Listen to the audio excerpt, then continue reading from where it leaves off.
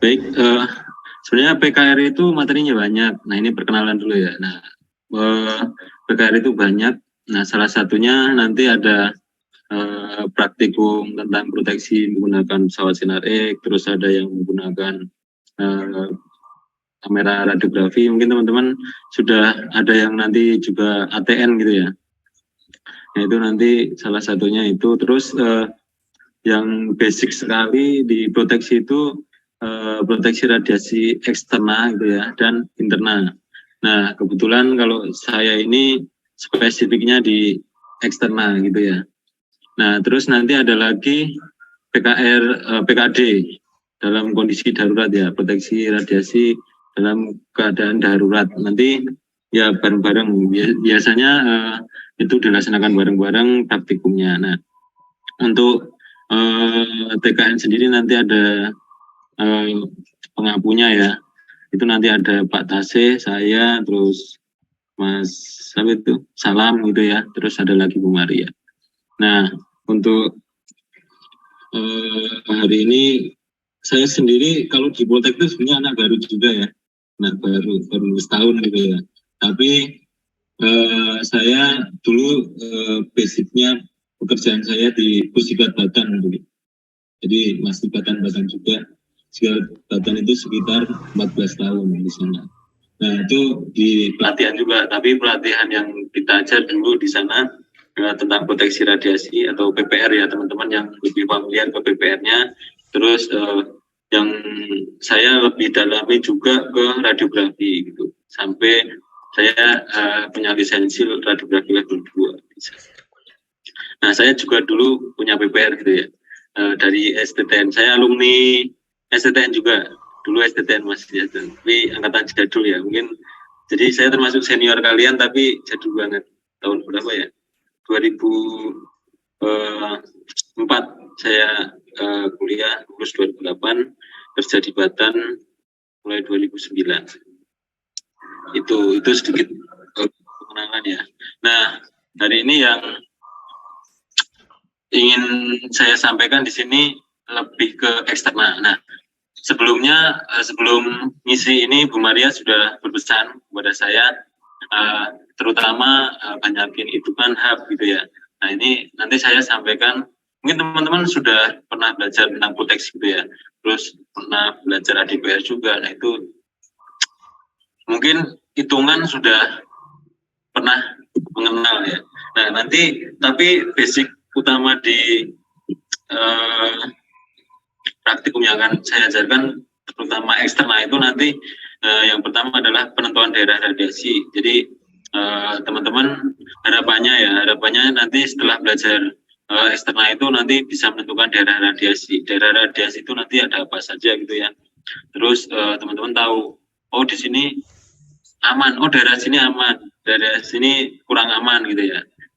Nah itu, nah nilainya berapa? Nah nanti harapannya teman-teman bisa tahu gitu ya, harapannya seperti itu. Terus kalau kena radiasi itu terhadap jarak berpengaruh enggak, terhadap waktu berpengaruh enggak. Nah kalau berpengaruh seperti apa? Nah sebaiknya seperti apa, efektifnya seperti apa jarak itu, waktu itu seperti apa. Nah itu. Terus yang terakhir nanti kaitannya sama penahan radiasi. Penahan radiasi ini biasanya kaitannya sama proteksi. Nah ini sebenarnya materi ini apa ya, lebih spesifik dari materi proteksi radiasi. Jadi kalau proteksi radiasi itu nanti ada prinsip proteksi, ada persyaratan proteksi gitu ya. Nah ini kaitannya sama apa, prinsip proteksi. Nah, tujuannya apa? Nanti setelah belajar ini nanti tujuannya itu ya. Tujuannya nanti teman-teman secara umum ya, di secara umum kompetensi menerapkan proteksi radiasi eksternal. Eksternal itu ya bisa kamera gamma, X-ray gitu ya, eksternal. Jadi yang potensi eksternal. Kalau internal itu biasanya ya kayak alfa, beta gitu ya. Nah itu bedanya seperti itu. Jadi penerapan proteksi radiasi eksternal. Nah secara khusus apa? Menerapkan fungsi jarak. Jadi kalau yang membahayakan pada radiasi eksternal itu apa gitu ya. Nah itu, nah supaya aman bagaimana? Nah jarak itu seperti apa? Nah dalam mengendalikan jarak pada radiasi eksternal itu seperti apa? Yang kedua adalah penerapan fungsi waktu dalam pengendalian radiasi eksternal. Jadi supaya radiasi eksternal itu dapat diminimalisir gitu ya, pengendalian waktunya seperti apa. Terus menerapkan fungsi perisai. Nah, fungsi perisai ini kaitannya sama penahan. Nah, mampu memilih perisai yang efektif gitu ya. Jadi nanti teman-teman bisa tahu kalau radiasinya eksternal, perisai atau penahan yang efektif itu apa. Nanti kita praktikumnya seperti itu. Sebenarnya basic ya, tapi kepake banget. Nanti teman-teman bisa merasakan ketika nanti latihan proteksi nanti banyak soal yang berkaitan dengan ini. Terus penyelesaiannya seperti apa itu nanti kaitannya sama logika teman-teman nanti berkaitan dengan materi. Nah, yang pertama adalah penentuan daerah radiasi. Nah, sebelum ke penentuan daerah radiasi mungkin teman-teman harus tahu dulu kalau radiasi eksternal itu seperti apa. Nah, tadi sudah tahu ya sumber radiasi eksternal. Nah, dalam penggunaan sumber radiasi eksternal itu biasanya bentuk sumbernya sudah ada yang tahu sumbernya apa tadi? Sumber radiasi eksternal? Ada yang tahu nggak? Contoh radiasi sumber eksternal tadi? Gamma dan sinar X. Gamma dan sinar X. Nah, kalau sinar X udah tahu ya, sinar X begitu. Nah, kalau gamma itu bentuknya seperti apa? Kalau yang jadi sumber radiasi eksternal? Kalau sumbernya gamma bentuknya apa? Apakah padat, cair, gas gitu ya biasanya? Terus biasanya teman-teman ada kenal istilah di sumber radiasi ini enggak? Terbungkus sama terbuka gitu enggak? Udah pernah dengar enggak? Pernah, Pak. Oh, pernah ya. Berarti udah pernah. Nah, kalau eksternal itu terbungkus apa terbuka?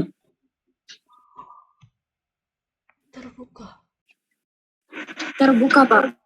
Terbuka. Ada yang punya pendapat lain kalau eksternal itu ternyata sebenarnya terbuka. Terus ada yang punya pendapat lain. Tadi kan sebenarnya ada yang terbungkus, ada yang terbuka. Nah, ada yang punya pendapat lain. Tadi sudah ada yang menyampaikan kalau sebenarnya terbuka gitu ya. Nah, ada yang pendapat lain. Ada yang kelompok tertutup enggak nih? Ada yang kelompok tertutup? Sumbernya? Kan udah pernah dengar ya. Nah, sekarang definisi dulu deh. Definisi sumber terbuka dan tertutup. Tertutup itu sama kayak terbungkus ya. Tertutup atau terbungkus gitu ya. Nah, kalau terbungkus itu artinya apa? Ada yang tahu nggak artinya terbungkus? Segelnya tidak dapat mudah dipisahkan dari sumber. Oh, gitu ya. Jadi tadi sumbernya ada segelnya gitu ya. Nah, tadi segelnya nggak bisa dipisahkan. Nah, kira-kira kalau eksternal sumbernya segelnya dapat dipisah enggak? Ada segelnya kan? Pasti ada segelnya ya sumber radiasi. Kalau nggak ada segelnya ya potensi bahaya gitu kan. Nah, tadi kalau sumbernya tadi ada yang terbungkus, ada yang terbuka. Nah, terbungkus itu definisinya tadi apa? Dibungkus secara apa?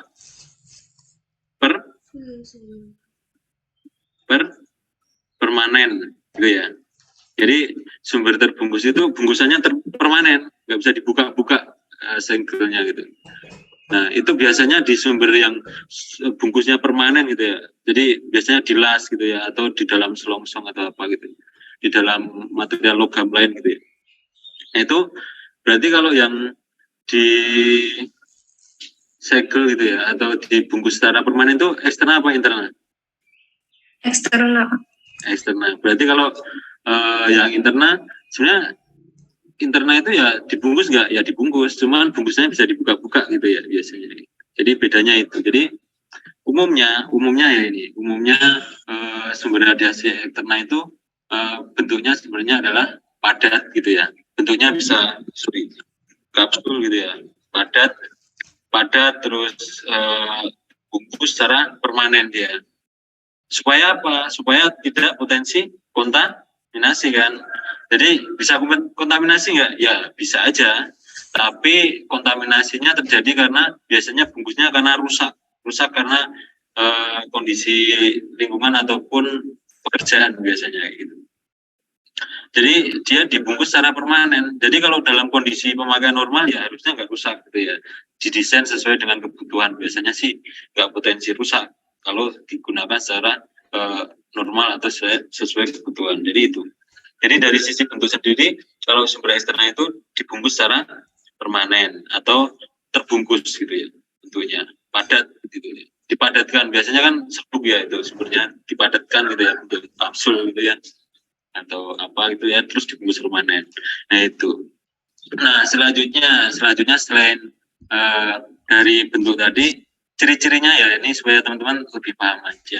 Kalau sumber eksternal tadi bentuknya adalah padat dan terbungkus. Nah sekarang potensi bahayanya. Kalau eksternal itu potensi bahayanya apa? Apa sih yang bikin eksternal itu bahaya gitu? Kenapa jadi bahaya gitu?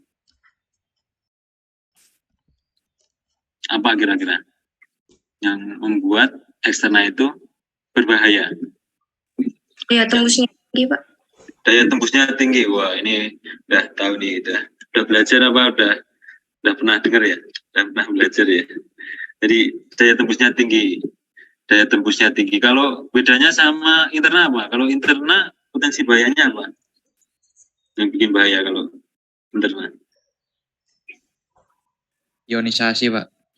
Ionisasi, daya ionisasinya tinggi. Kenapa terjadi ionisasi? Bisa terjadi ionisasi internal? Ya, disambung-sambungin dikit ya, biar tahu juga, tahu bedanya ini. Kalau internal, eksternal tadi, tapi benar banget tadi, Safira tadi benar. Jadi yang bikin bahaya itu eksternal itu daya tembusnya, karena punya energinya besar gitu ya. Kekuatannya tinggi, energinya besar, terus daya tembusnya tinggi. Yang bikin bahaya itu daya tembusnya. Nah kalau internal itu yang bahaya apanya kalau internet? Biar tahu bedanya ya, saya nanti mungkin akan dijelaskan lebih detail sama teman-teman yang jelasin di internet atau Bu Mari. Kalau internet apa? Yang bikin bahaya itu apa sih? Kalau internet? Nyenggol-nyenggol dikit ya ke internet. Apanya kalau internet ya boleh? Selain ionisasinya. Sebelum terjadi ionisasi, dia kenapa bisa bahaya? Sumber bahayanya ya, maksudnya potensi bahayanya. Karena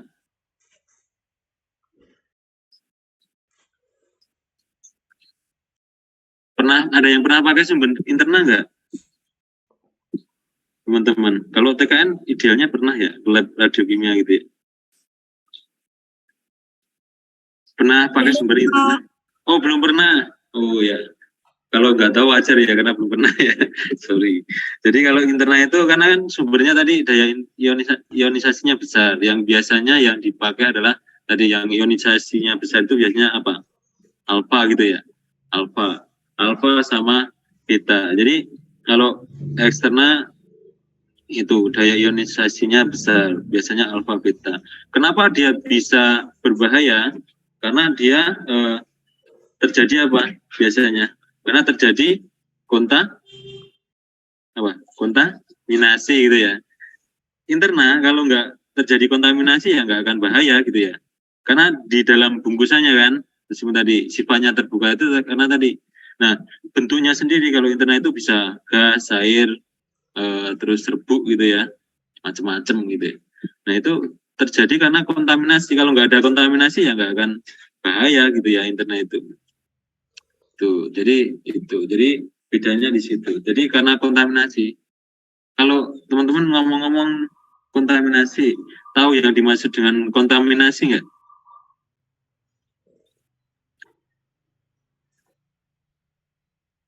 Ada yang tahu kontaminasi itu apa?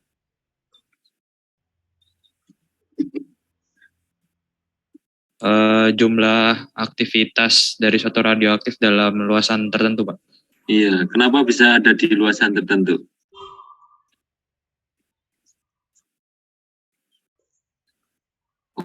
ini bukan ujian ya, jadi nggak usah takut ya jawab salah semua apa-apa. Kita masih belajar bareng. Jadi kalau teman-teman belum tahu itu nggak apa-apa, namanya belajar ya, belajar bareng ya. Jadi tadi benar di luasan tertentu gitu ya, radioaktivitas di luasan tertentu, makanya biasanya dalam satuan luas ya. Nah, kontaminasi itu biasanya dalam satuan aktivitas, biasanya satuannya becquerel atau Curie gitu ya, nano Curie. Ada batasnya kontaminasi itu kalau interna itu. Batas kontaminasi itu ada nilai batasnya. Kontaminasi itu berapa? Nah tadi kontaminasi itu sederhananya ya, logika sederhananya yang dimaksud kontaminasi itu ya radiasi yang tidak pada tempatnya gitu ya. Kalau di tempatnya ya nggak kontaminasi, dibungkus kan di dalam bungkusannya.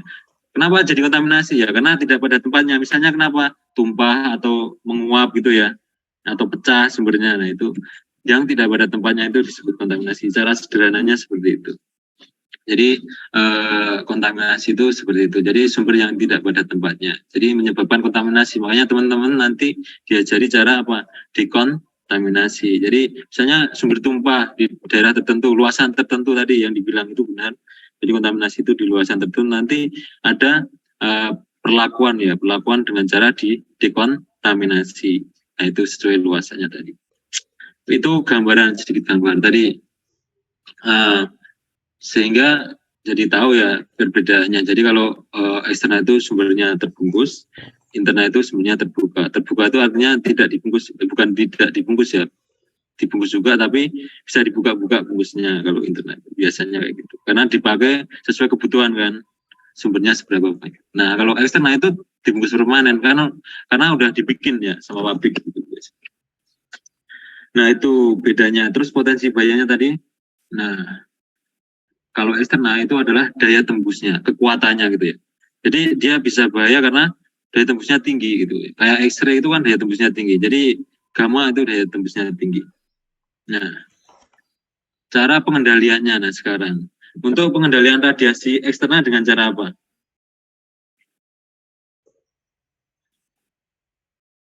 Tadi kan daya tembusnya tinggi. Nah, pengendaliannya dengan cara apa?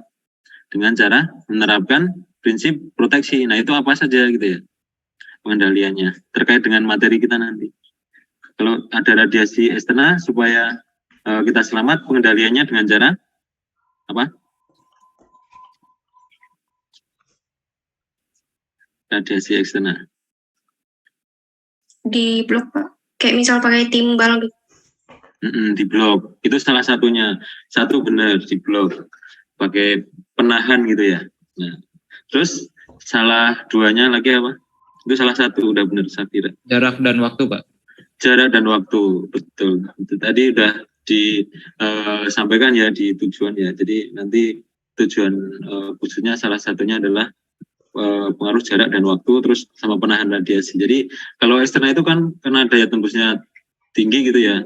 Nah itu butuh pengendalian. Nah cara mengendalikan supaya kita kerja dengan sumber radiasi selamat dengan apa? Dengan cara tadi penahan, pertama jarak, terus waktu. Biasanya kalau teman-teman dulu ya, ini metode belajar zaman dulu ya, itu disingkat dengan cara pejabat biasanya. Pejabat singkatannya. Jadi prinsip proteksi untuk pengendalian darah radiasi eksternal adalah pejabat, yaitu penahan, penahan, itu jarak, batnya itu batasi waktu, biasanya kayak gitu. Nah itu pengendalian radiasi eksternal. Nah kalau internal biasanya ada yang sudah tahu kalau internal pengendaliannya dengan cara apa? Belum pernah ya? Nah nanti saya bocorin dikit, singkatan aja, tapi nanti cari tahu sendiri ya. Kalau internal itu, kalau tadi eksternal itu pengendaliannya dengan pejabat, kalau internal itu dengan sulap. Nah, canggih ya sulap. Nah ini kelompok apa? Pesulap merah nih, sulap. Nah, jadi kalau internal itu pengendaliannya dengan sulap. Nanti dicari sendiri. Nanti kalau nggak tahu bisa tanya lagi saya. Kalau nggak temu ya, nanti bisa tanya. Nah itu karena saya supaya teman-teman pengen cari tahu gitu. Kalau eksternal dengan cara pejabat, kalau internal dengan cara sulap. Oke. Langsung. Nah, Tadi untuk penentuan daerah radiasi gitu ya, kita harus tahu kalau sumber gamma itu, terutama kan kalau istana yang dipakai sumber gamma gitu ya, kita harus tahu aktivitas sumber. Mungkin teman-teman sudah pernah belajar untuk penentuan aktivitas ya. Penentuan aktivitas itu seperti ini. Jadi aktivitas dipengaruhi oleh waktu paruh dari sumbernya. Nah, setiap sumber itu mempunyai waktu paruh yang spesifik. Jadi beda sumber mempunyai waktu paruh yang beda-beda. Nah, nanti biasanya waktu paruh itu biasanya disebut dengan T setengah gitu ya. Nah, rumusnya, oke. Nah, ini penghitungan aktivitas. Jadi aktivitas sumber itu biasanya kalau di manual book atau spek sumber ya, atau biasanya kalau bahasa gaulnya itu disebut decay chart gitu ya, decay chart. Jadi aktivitas dari sumber radiasi itu biasanya ada. Nah, itu biasanya bisa dihitung atau dengan tabel sumbernya sendiri itu biasanya ada. Kalau kita beli sumber itu ada. Nah, penghitungan aktivitas itu adalah aktivitas saat ini ya, ini biasanya disebut AT. Aktivitas saat ini itu dihitung dari aktivitas mula-mula. Nah, ini mungkin teman-teman sudah familiar ya, kali E pangkat minus lambda T. Nah, lambda sendiri adalah nilainya adalah 0,693. T setengah adalah 0,693 dibagi T setengah. T setengah sendiri adalah umur paruh dari sumbernya itu. Nah, T di sini adalah selang waktunya. Jadi misalnya kita punya sumber radiasi, aktivitasnya misalnya 100 Curie atau berapa Becquerel gitu ya, 100 Curie pada tanggal bulan Agustus, sekarang bulan apa ya, Maret gitu ya, Maret tahun 2021. Nah, di 2023 itu jadi berapa gitu. Nah, itu selang waktunya berapa lama. Nah, itu yang dimaksud dengan T itu di situ. Jadi selang waktunya atau delta T biasanya disebutnya. Atau dengan rumus sederhana ya. Rumus sederhana ini biasanya teman-teman kalau pengen cepat ngitungnya ya pakai 0,693 itu ya, nggak pakai E pangkat minus lambda, bisa dihitung aktivitas saat ini adalah aktivitas mula-mula kali setengah pangkat N. N ini adalah T per T setengah. T-nya adalah selang waktu tadi, berapa lama kita menggunakan sumber radiasi itu, dibagi dengan umur paruhnya dari sumber radiasi yang kita akan gunakan. Nah, contoh kobal 60. Nah, nanti kalau di lab NDT ya, yang kita punya itu sumber eksternal gamma yang kita punya itu ada 3 di sana itu.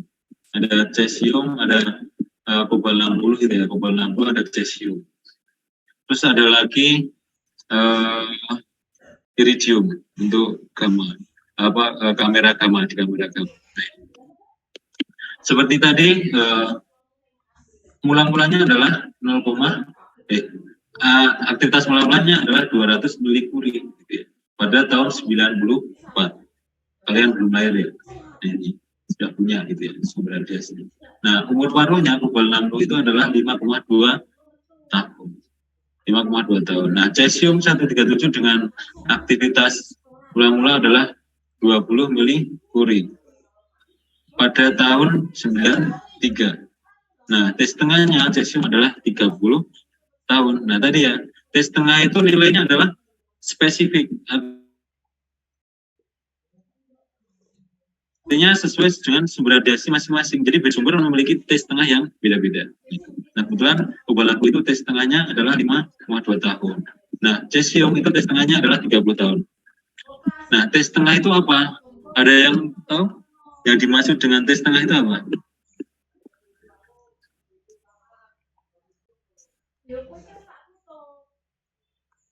Waktu paruh, Pak. Waktu paruh itu apa? Yang dimaksud waktu paruh? Waktu yang diperlukan untuk sumber radioaktif lurus setengah bagian. Setengah dari sumber radiasi mula-mula gitu ya. Jadi misalnya tadi 200 milicurie setelah 5,2 tahun, berarti dia akan menjadi berapa? Setelah 5,2 tahun. Kalau awalnya 200 milicurie, Setelah 5,2 tahun menjadi berapa? 100. 100, ya betul. Setelah 10,4 tahun menjadi setelah 10, iya, jadi 50 gitu ya, setengahnya terus gitu ya. Jadi kalau dari 94 gitu ya, sekarang 2023 itu kan udah berapa tahun itu? Sekarang berapa tahun tuh?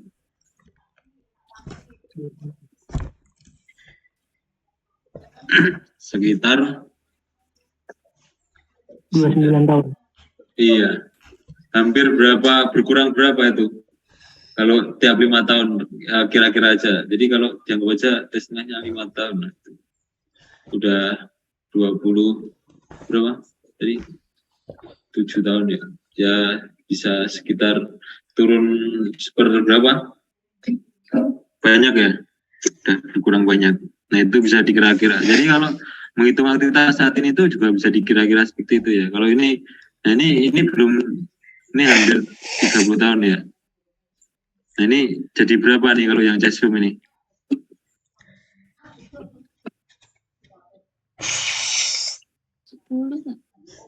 Iya, separuhnya ya, udah 30 tahun betul. Jadi seperti itu. Jadi kita bisa kira-kira juga gitu ya. Jadi tinggal 10 milikur ini cesium. Nah, kalau cesium awet ya 30 tahun berkurangnya gitu ya. Jadi kayak sumber awet gitu ya. Sumber awet, jajanan awet. Nah, selain dari aktivitas yang diperlukan yang perlu kita ketahui gitu ya, kita jika punya sumber radiasi gamma gitu ya, radiasi dari bahan radioaktif dipancarkan ke segala arah membentuk seperti area yang menyerupai permukaan bola, jadi spheric ya, kemana-mana gitu ya sumbernya. Jadi kalau sumber gamma itu ya kalau nggak di dalam kontainer, ya di kontainer pun gitu ya, kita kumpul pun dia sumbernya itu sebenarnya memancar ke segala arah gitu ya, spheric, ke atas bawah kiri kanan depan belakang gitu ya, ke segala arah. Jadi mancar terus gitu sumbernya. Nah itu menyerupai permukaan bola sehingga intensitas radiasi pada posisi sangat tergantung pada jaraknya terhadap sumber. Tadi pengaruh potensi bahayanya adalah pengendaliannya dengan jarak gitu ya. Artinya kalau jarak itu sangat berpengaruh gitu ya terhadap radiasi eksternal. Nah, perhitungannya dengan rumus ini. X di sini ada yang ingat nggak? Kalau lambang kayak gini, X dot itu berarti apa? Lambang apa? Laju. Laju apa? Laju apa? Ayo. Ya kalau ada dotnya pasti laju. Tapi laju apa? Sambil ingat-ingat ya. Kita ini waktunya sampai jam 5 ya, tapi kita selesainya aja, jadi nggak usah.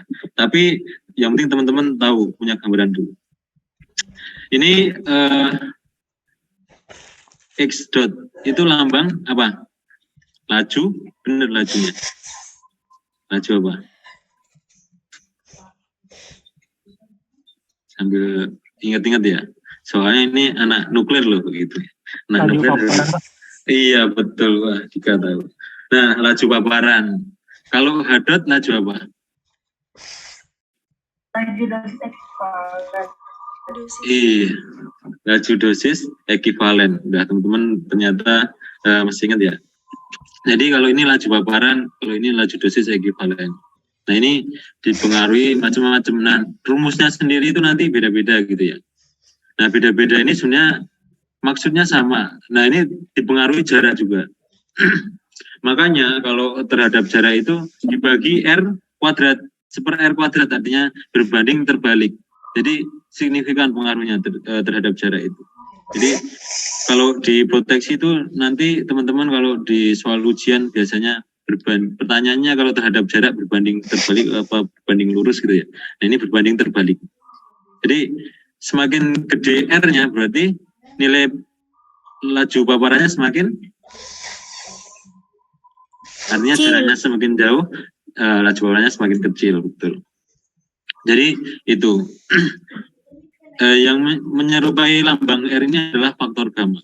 Itu ada nilainya. Ini faktor gamma itu juga spesifik ya, spesifik berdasarkan sumber radiasi masing-masing, beda sumber beda nilainya. Nah, di sini adalah aktivitas tadi, aktivitas yang kita tahu tadi, aktivitas saat ini ya, aktivitas saat ini itu berdasarkan tadi umur paruh tadi.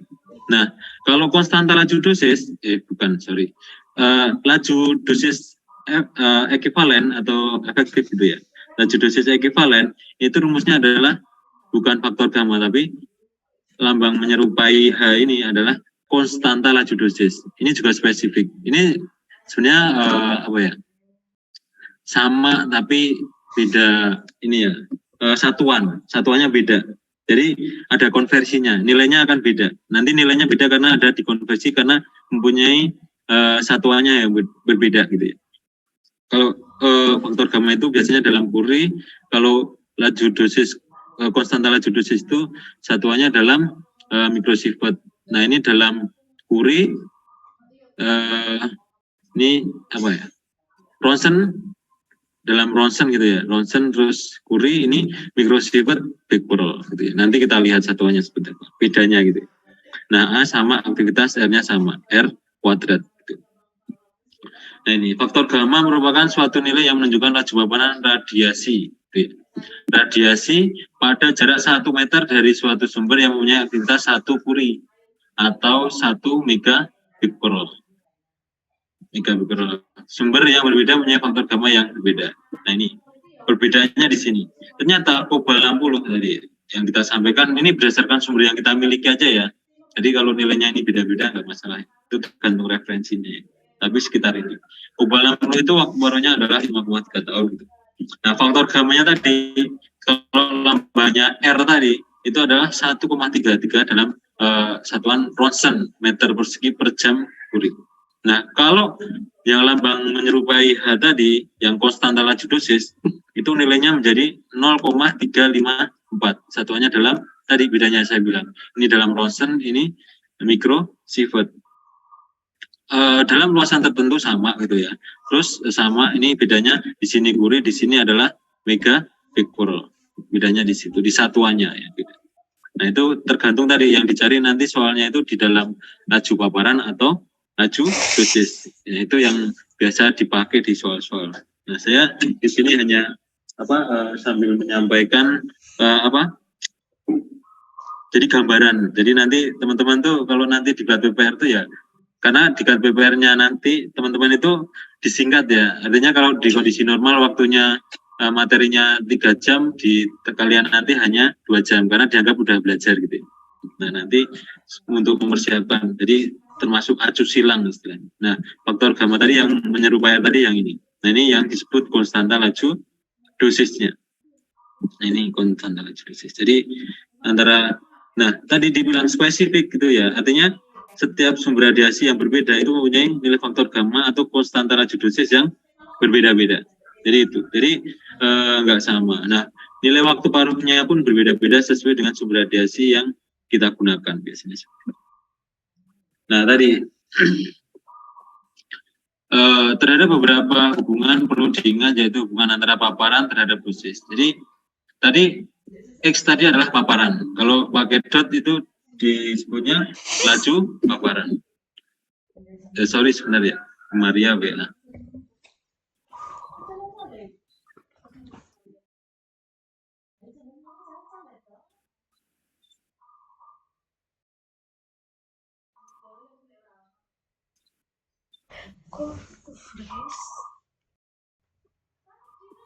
Sorry ya, saya foto ya. Maria.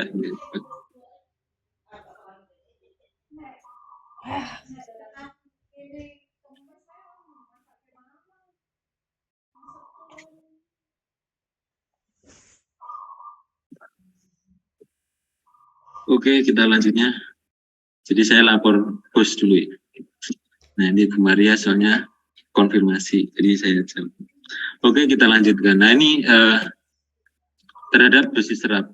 Nah, tadi hubungannya dosis. Nah, ini kalau misalnya kita urut-urutannya ya. Biasanya paparan itu nilainya ya paparan gitu ya. Nah, ini paparan. Terus setelah itu paparan. Nah, setelah itu menjadi dosis. Nah, itu setelah itu menjadi ini paparan tuh, sorry, kok salah ya saya. Paparan kan X ya, ngajarin salah nih saya. X gitu ya. X paparan terus menjadi dosis gitu ya. Nah, kalau paparan untuk menjadi dosis serap gitu ya, dosis serap. Nah, dosis serap itu berarti dikali dengan faktor konvensi. Ini nilai F gitu ya, nilai F, sorry. Nah, nilai F itu nilainya adalah 0,877. Tapi biasanya ya, ini teman-teman ya, ini nanti mungkin belajar di dosimetri gitu ya, dosimetri nanti diajarin itu. Atau mungkin udah pernah. Nah, nilainya adalah kalau mau dirubah ke dosis serap, gitu ya, dosis serap itu, ini untuk spesifik pelajarannya di dosimetri, ini saya hanya gambarin supaya teman-teman nggak lupa aja. Nah ini itu dikalikan dengan faktor konversi. Nah nilainya ini khusus untuk sumber gamma sama X-ray ya, karena kita belajar eksternal kita berbicara hanya sumber gamma sama X-ray adalah 0,877. Tapi biasanya di lapangan itu biasanya untuk keselamatan malah dinaikkan nilainya, dibulatin ya, jadi 1 kali X nilai. Nah terus untuk menjadi dosis ekivalen gitu ya. Dosis ekivalen itu nilainya adalah 1 juga. Nah, ini 1 ini adalah faktor konversi, ini 1 kali D. 1 di sini adalah faktor bobot. Nah, faktor bobot gitu kan. Nah, untuk sumber gamma lagi-lagi untuk sumber gamma dan X-ray, nilai faktor bobotnya itu dianggap 1. Jadi nilainya sama. Tapi ingat ya, ini satuannya ya. Satuannya ini ketika di dalam. Nah, ini satuannya itu kan ini ya. Nilainya 1 ini ketika satuannya dalam Ronsen gitu ya. Konversinya ya. Terus di dalam rad dan di dalam rem. Nah, itu. Jadi nilainya 1. Tapi beda nanti ketika dikonversi menjadi Gray atau dari rem ke Sievert. Kalau rad ke Gray itu nilainya dikali berapa? Rad menjadi Gray. Dibagi 100, Pak. Iya, bagi 100. Kalau rem ke Sievert lagi Sama Pak, dibagi 100 juga. Iya, dibagi 100. Nah, teman-teman udah tahu ya. Jadi itu. Jadi kalau nilainya 1 sama ketika satuannya dalam Ronsen, rad, rem. Jadi ini Rn, Ronsen gitu ya. Ronsen, ini rad, ini rem. Nah, saya pakai ini ya. Ininya nggak bagus. Coret-coretannya nggak apa-apa ya. Yang penting teman-teman ngerti ya. Sorry.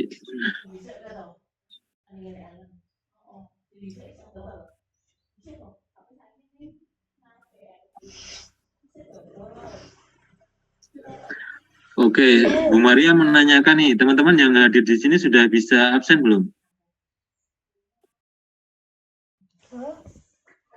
Biasanya kami dikasih barcode, Pak. Oh ya, oke. Barcode-nya di WA apa di sini? Ngirimnya? Biasanya di share screen, Pak. Share screen ya? Oke, coba saya buka. Langsung WA aja. Ini gimana caranya? Stop screen dulu ya. Jadi teman-teman absen dulu, saya buka. Nih, Bu Maria tadi udah bukain.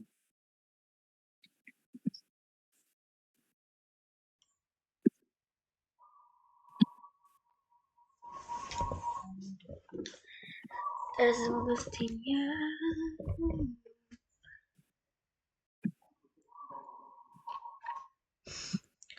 Nah, oke, coba di cek bisa nggak? Maaf, Pak, tertulisnya jadwal kuliah sudah terlewati. Oh gitu. Oh iya. Iya iya. Saya tanyakan dulu ya. Nanti aja ya kita pelajarannya.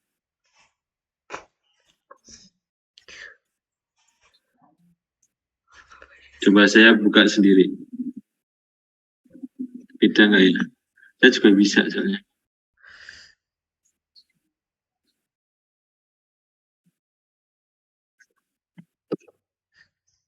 mulai sesi.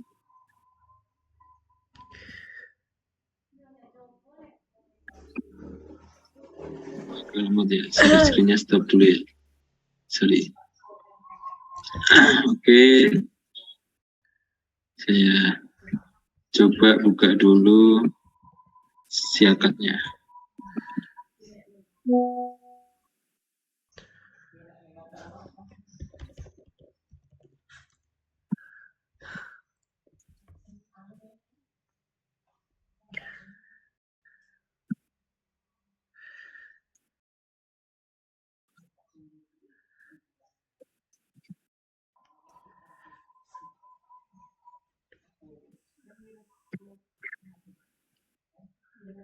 Lakukan presensi.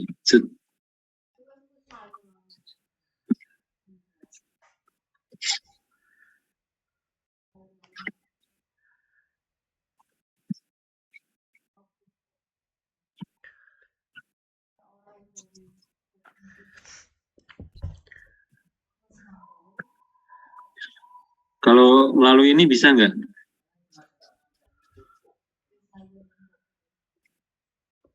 Bisa, Pak. Oke, coba absen dulu ya.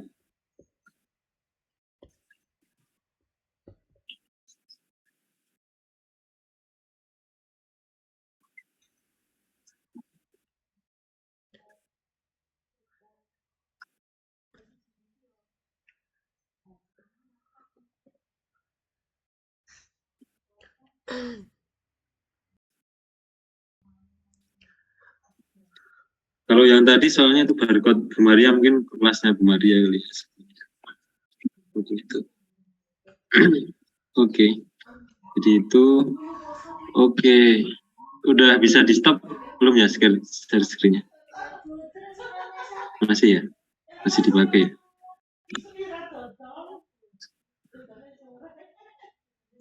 Atau pakai pakai Shift S ya, ini aja.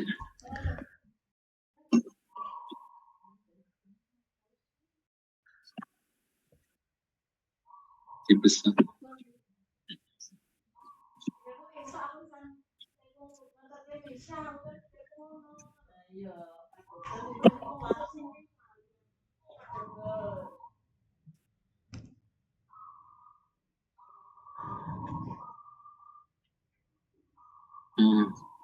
Ada yang nggak bisa ya, Pepe sama Rido.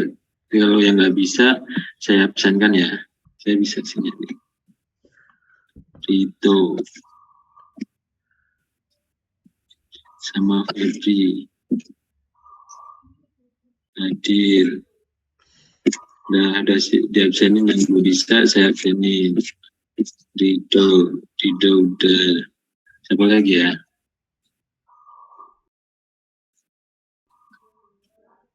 Hermon, Renaldi,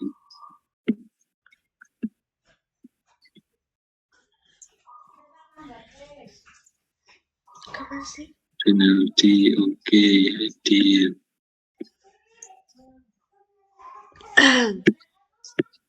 Hermon, dibikin Adil, tapi Adil semua ya ini.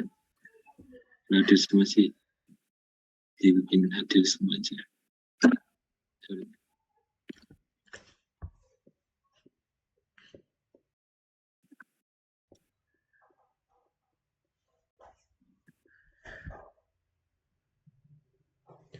Oke, udah ya, udah diabsenin semua ya.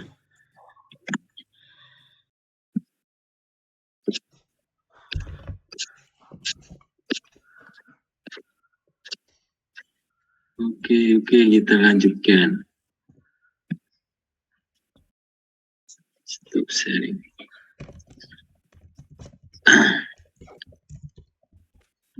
Kita sampai tadi sini ya. Coret-coretan. Oke.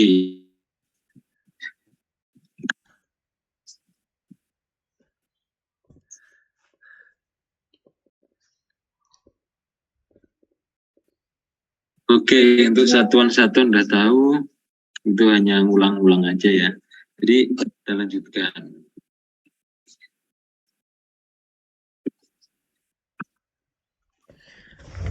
Nah, sebelum ke situ, teman-teman udah pernah dengar daerah radiasi belum? Daerah radiasi itu ternyata dibagi dua daerah gitu ya. Daerah apa tadi? Daerah, ada yang ingat? Daerah apa?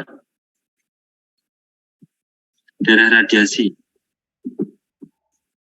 Daerah pengendalian dan supervisi, Pak. Iya, daerah pengendalian dan supervisi. Nah, daerah pengendalian adalah apa tuh? Daerah pengendalian.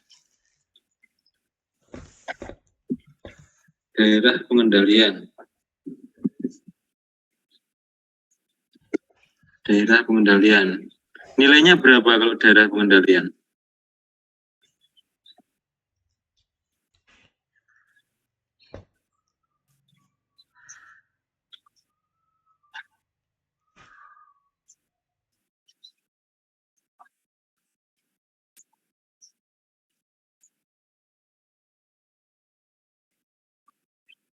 Daerah pengendalian, daerah yang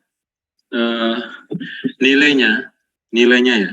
Jadi kalau daerah radiasi itu, daerah pengendalian adalah daerah yang dimana pekerja radiasi menerima dosis lebih dari atau sama dengan gitu ya. Lebih dari atau sama dengan gitu ya. Lebih dari atau sama dengan 3/10 dari nilai NBD. Jadi kalau misalnya pekerja radiasi itu 20, nilai jika nilai tahun maka laju dosisnya pada daerah-daerah pengendalian adalah ini salah ya. Kalau 2 per ini harusnya berapa? Kalau 20 kan nilai NBD-nya 20 berarti 3/10-nya 20 jadi berapa?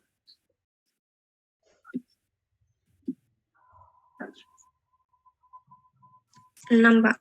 6 ya? Iya. Ini 6 salah. Jebakan. Oh ini mikrosifat, sorry. Per jam ya. Nah ini bukan itu ya. Jadi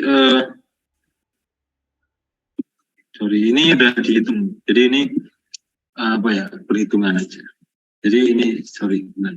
6 benar. 6 tapi ini nilai 3 mikrosifat itu terhadap beban kerja. Jadi nanti kita hitung ulang. Nah, tapi nilai NBD itu adalah 6 milisifat gitu ya. Milisifat kok ini buat coret-coret ya. Milisifat per tahun. Per tahun. Jadi 3/10 artinya lebih besar dari ya. Jadi lebih besar dari itu. Jadi lebih besar dari 6 milisifat per tahun. Itu. Nah, kalau yang daerah supervisi itu adalah kurang dari 3 milisifat, ini juga ya, kurang dari, dosis lebih kecil dari 3 mikrosifat per jam atau kurang dari itu. Daerah aman bagi masyarakat bukan bocor. Nah, di sini, ini ternyata ini saya ambil dari, apa ya, modulnya Poltek. Jadi, Poltek yang jadul ya, zaman dulu ya. Maksudnya penjelasannya agak membingungkan. Nah, tapi saya pengen teman-teman tahu, nilai daerah pengendalian adalah lebih besar dari 3/10 dari nilai NBD. Itu ya, yang pertama ya. Lebih besar dari 3/10 NBD ya, atau lebih besar dari 6 milisifat per tahun. Dan punya potensi kontaminasi. Nah, daerah supervisi kurang dari 3/10 dari NBD. Artinya kurang dari 6 milisifat per tahun. Itu adalah daerah supervisi. Kurang dan sampai dengan batas masyarakat umum. Jadi misalnya gini. Ini ada yang kosong nggak ya? Coba saya cek. Nah, misalnya kayak gini. Daerah pengendalian dan supervisi. Jadi kita misalnya punya sumber radiasi. Oke, jadi malah nah, misalnya sumber radiasinya di tengah-tengah sini. Nah, kita menentukan daerah apa tadi supervisi dan daerah pengendalian seperti apa? Nah, ini aku baca daerah pengendaliannya. Nah, daerah pengendalian itu adalah lebih besar dari 6 milisifat per tahun. Itu daerah pengendalian. Daerah supervisi bagaimana? Lebih kecil. Nah, ini misalnya daerah supervisinya di sini, khususnya ada tanda radiasi. Gitu. Nah, misalnya kayak gini, daerah pengendalian adalah lebih besar dari 6 milisifat per tahun. Itu daerah pengendalian. Daerah supervisi bagaimana? Lebih kecil. Nah, ini misalnya daerah supervisinya di sini, khususnya ada tanda radiasi. Gitu. Nah, ini Nah, di sini tanda radiasi. Nah, di sini adalah kurang dari 6 milisievert per tahun. Sampai dengan batas masyarakat umum. Masyarakat umum itu adalah batasnya adalah 1 milisievert per tahun. Gitu ya. Jadi itu. Jadi sampai dengan batas masyarakat umum. Jadi supervisi itu di sini, area supervisinya. Daerah pengendalian itu di sini area. Karena lebih besar kan. Semakin mendekati sumber, semakin besar kan. Jadi area supervisi itu dari lebih besar, artinya mendekati sumber. Dari 6 milisievert per tahun. Daerah supervisi adalah kurang dari 6 mikrosievert, kurang. Jadi lebih kecil dari sini. Sampai dengan batas masyarakat umum. Nilainya adalah 1 milisievert per tahun. Nah, kalau supervisi itu juga tidak punya potensi kontaminasi. Jadi seperti itu. Jadi cara bayanginnya seperti itu. Jadi bagaimana daerah pengendalian dan supervisi. Seperti itu. Nah, caranya bagaimana? Nah, cara menghitungnya ini. Jadi kalau tadi kita punya sumber radiasi, misalnya yang mau kita hitung apa? Yang gampang apa tadi? Cesium 137 ya tadi ya. Yang kita punya adalah cesium 137.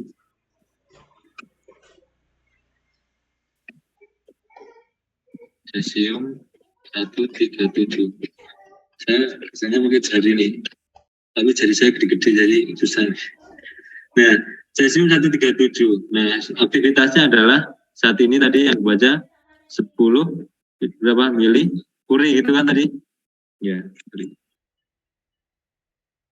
Karena 30 tahun ya, 10 mili kuri kan sekarang. Aktivitas saat ini adalah 10 mili kuri. Mili kuri. Aktivitas saat ini adalah 10 mili kuri. Nah, kita punya cesium. Nah, terus daerah supervisinya berapa? Nah, pertama, untuk penentuan daerah radiasi, kita harus menghitung apa? Nilai laju dosisnya di sini. Nilai laju dosisnya di sini berapa? Tadi kan, ini kan dalam tahun gitu ya. Padahal kita pengennya kan, kalau mengukur radiasi kan, surveimeter itu kan satuannya dalam mikrosievert per jam itu kan. Jadi kalau kita mengukur di sini itu, dalam per jamnya berapa? Nah, dihitung berdasarkan apa? Beban kerja. Beban kerjanya berapa? Gitu kan? Beban kerja. Tadi kenapa nilainya jadi 3 mikrosievert per jam? Itu dari mana sumbernya? Nanti kita hitung. Ya, cara menghitungnya seperti ini. Kenapa tadi di sumber ini nilainya adalah 3 mikrosievert per jam, gitu kan? Karena beban kerjanya adalah beban kerja itu dari mana? Pertama, untuk menghitung laju dosis itu adalah rumusnya adalah dosis dibagi waktu, gitu kan? Dosis di sini adalah apa dosisnya? Dosis yang diterima dalam 1 tahun. Nah, dosis di daerah pengendalian itu adalah ini 6 milisievert per tahun kan tadi. Dari 20 tadi kan 3/10-nya adalah 6 gitu kan, daerah pengendaliannya. Nah, T-nya apa? T itu adalah beban kerja. Nah, beban kerja. T itu adalah beban kerja. Nah, menghitung beban kerjanya itu bagaimana? Cara menghitung beban kerja itu ya, dalam 1 tahun itu kita kerja menggunakan sumber radiasi berapa lama, itu disebut beban kerja. Nah, cara menghitungnya kalau orang kerja umumnya sehari berapa jam? Umumnya ya, kayak pegawai Volta gitu yang kerjanya di lab gitu ya Mas. Sehari berapa jam? Umumnya ya, ini kasar aja. Sehari? 8. Ya, sehari kira-kira 8 jam gitu ya, 8 jam. Seminggu berapa hari? Masuk kerjanya gitu ya. 1 minggu. Berapa hari? 5 hari. Gitu ya. 5 hari. 1 tahun berapa minggu? Sekitar tahun itu berapa minggu? 4 kali 3 berapa? 12. 48 itu kan kalau sebulan 4 minggu pas ya, karena kan 28 ya. Kalau 30 ya sekitar 52 ya. 52 anggap aja karena ada cuti gitu ya. Kalau teman-teman kan ada yang libur semester ya, anggap aja 50 minggu gitu ya, kira-kira ya. Cara gampangnya aja, kasar. Kalau radiasi itu ngitung kasar aja. Nah, 50 minggu gitu ya. Jadi 1 tahun itu ada 8 jam, ada 5 hari kali 50 minggu. Kalau ini dikalikan semua menjadi berapa jam totalnya setahun? 1 tahun. Jadi berapa jam? 8 kali 5 kali 5 berapa? Berarti berapa? 2000 bukan, Pak? Iya, 2000 ya. 2000 jam per tahun. Gitu kan? Itu T-nya tuh di sini. Cara penghitungan T tadi. Nah, ini kan dalam milisievert. Padahal speedometer itu kan biasanya satu adalah mikrosievert, ya kan? Kalau jadikan mikrosievert berapa? 6 milisievert jadikan mikro berapa? 6 mili jadi mikro. 6.000, Pak. 6.000. Wah, ini canggih banget. Mikrosievert per tahun, gitu kan? Nah, tinggal kita hitung laju dosisnya kalau per jamnya berapa, gitu kan? Tinggal ini 6.000, gitu kan? Dibagi 2.000. Jadi nilainya adalah berapa? 3 mikrosievert per jam. Makanya tadi daerah pengendalian di batas ini, kenapa nilainya ini 3? Ini makanya butuh penjelasan ya. Didapat nilai 3 itu karena dari sini perhitungan dalam jamnya, gitu ya. Jamnya. Karena perhitungan awalnya masih dalam 1 tahun. 20 milisievert ini kan, 20 milisievert per tahun, gitu ya. 20. Nah, sedangkan 3/10-nya adalah 6 milisievert per tahun. Nah, ternyata daerah pengendalian itu laju dosisnya adalah 3 mikrosievert per jam diperoleh dari ini. Tuh. Jadi itu. Jadi 3 mikrosievert itu awal mulanya dari situ. Jadi ini. Dari perhitungan itu beban kerja yang nilainya adalah 2000 jam. Nah, setelah kita tahu nilai laju dosisnya di sini, ternyata di daerah pengendalian itu ketika diukur dengan speedometer gitu ya, itu adalah 3 mikrosievert per jam gitu kan, ketika diukur dengan speedometer. Nah, kita bisa menghitung jaraknya berapa. Nah, jarak daerah pengendalian ini R-nya berapa gitu kan, ya kan? Nah, R-nya bisa dihitung, R sama dengan gitu ya. Kan kita udah tahu 2000 jam. Aktivitasnya adalah kurir. Nah, konstanta laju dosisnya kalau cesium tadi berapa? Cesium.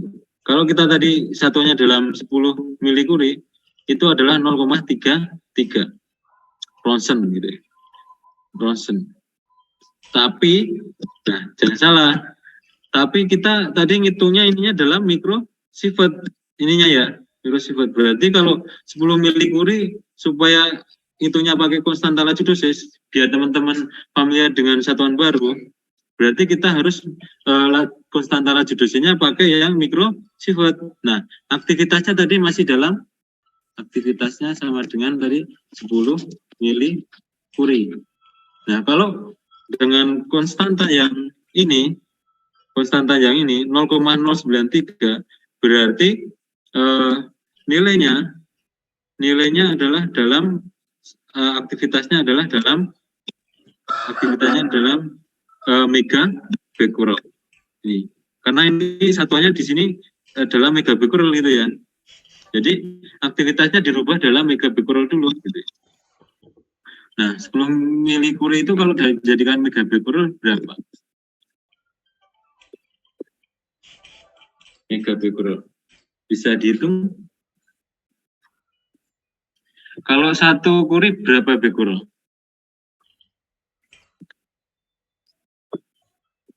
1 kuri berapa becquerel? 37 gigabecquerel, Pak. 37 giga.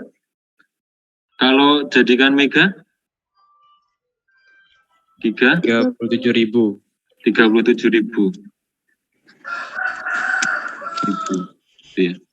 Mega becquerel. kurang 0,1 ya. Mega, sorry.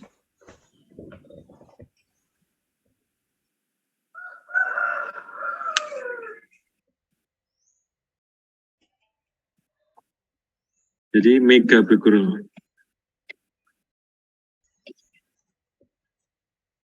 Ini pointer mana? Mega PG, MPG, ini enggak ketulis. Jadi 1 Curie adalah 3 bit. Kalau 10 milicurie berarti berapa megabit? 370 Pak. 370 megabit. Nah, tinggal kita masukkan saja.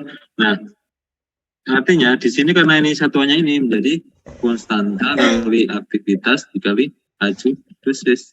Nah, sama dengan konstantanya adalah gitu ya. Konstantanya adalah tadi 0, berapa nih di tabel ini? 0, karena cesium sumbernya itu ya 0,093. Konstantanya adalah 0,093. Jadi aktivitasnya adalah 370 dibagi laju dosisnya tadi sesuai perhitungan adalah 3 mikrosievert per jam. 3 mikrosievert per jam. Jadi dibagi 3. Jadi ketemu R-nya nanti di daerah pengendalian.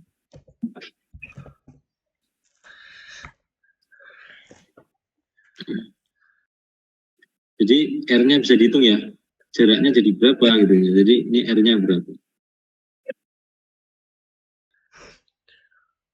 Pak, maaf mau nanya boleh? Boleh. Maaf mungkin tadi kelewat ini, kenapa kita menggunakan konstantanya tuh yang laju dosis, bukan yang faktor gamma? Iya, berarti karena kita perhitungan laju dosisnya adalah dalam satuan mikrosievert. Kita bisa saja pakai yang faktor gamma gitu ya. Sama aja, tapi kita harus dirubah dulu dalam satuan Rosen dulu, Mbak. Nah, kita mau pilih yang mana, dirubah Rosen atau yang intinya dirubah ke mikrosievert atau konstanta yang dalam megabit per mol, gitu kan? Nah, tapi kaitannya kenapa kita dirubah ke megabit per mol gitu ya? Karena konstantanya adalah megabit per mol, karena satuan yang barunya kan kita kan anak kekinian gitu ya. Anak kekinian ya satuannya yang terbaru gitu. Satuan baru bukan satuan lama gitu. Nah, satuan barunya ini gitu. Itu ya pilihannya. Jadi kenapa kita pakai 0,093? Karena 0,093 itu satuannya dalam mikrosievert tadi dari hitungan laju dosis tadi kan satuannya mikrosievert kita ketemu pertamanya. Terus kita pengen aktivitasnya dalam satuan megabit per mol. Itu ya. Oke. Ada yang ingin bertanya lagi? Baik, makasih Pak. Iya. Kalau udah tahu, ini karena saya ini nyoret-nyoretnya agak susah ya, jadi saya nggak cantumin satuannya ya. Jadi kalau ini berapa nih? Ketemu ada yang ketemu intinya?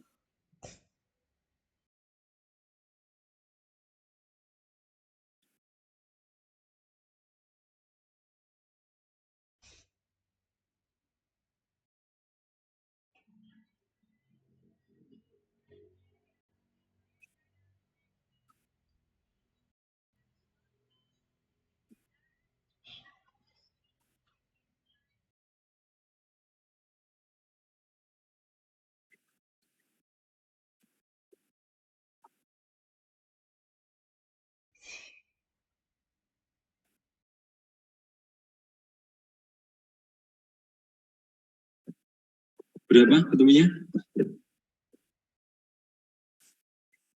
Jadi jaraknya berapa meter? Ini satuannya sudah langsung meter ya kalau sesuai satuan. Jadi satuannya bersama-sama jadi ini langsung 9 meter. Berapa jaraknya?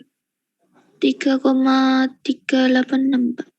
3,386 meter. Itu daerah pengendaliannya. Ini R pengendalian.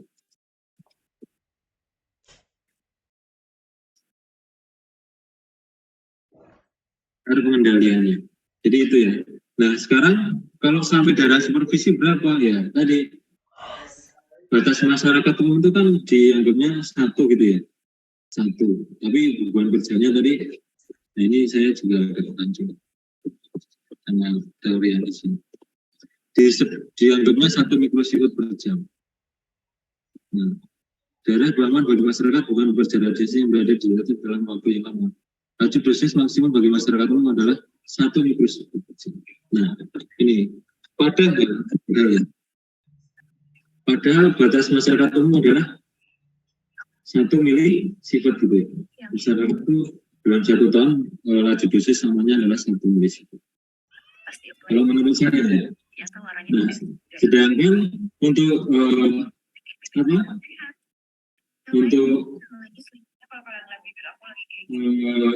daerah pengendaliannya adalah 6 milisievert per tahun gitu ya.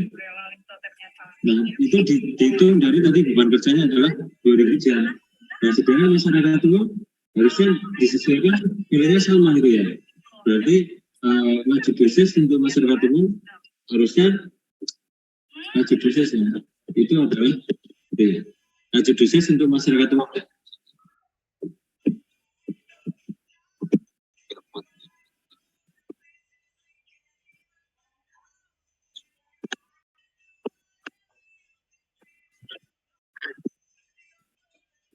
Laju dosis untuk masyarakat umum.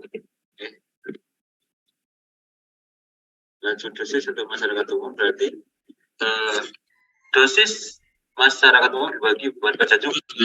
Nah, tadi dosisnya adalah 1 milisievert. Kalau jadikan jadikan mikrosievert menjadi 1000 mikrosievert per tahun. Sedangkan beban kerjanya adalah 2000 kan jam per tahun kan. Nah, itu sampingnya adalah 0,5 mikrosievert per jam. Itu kan?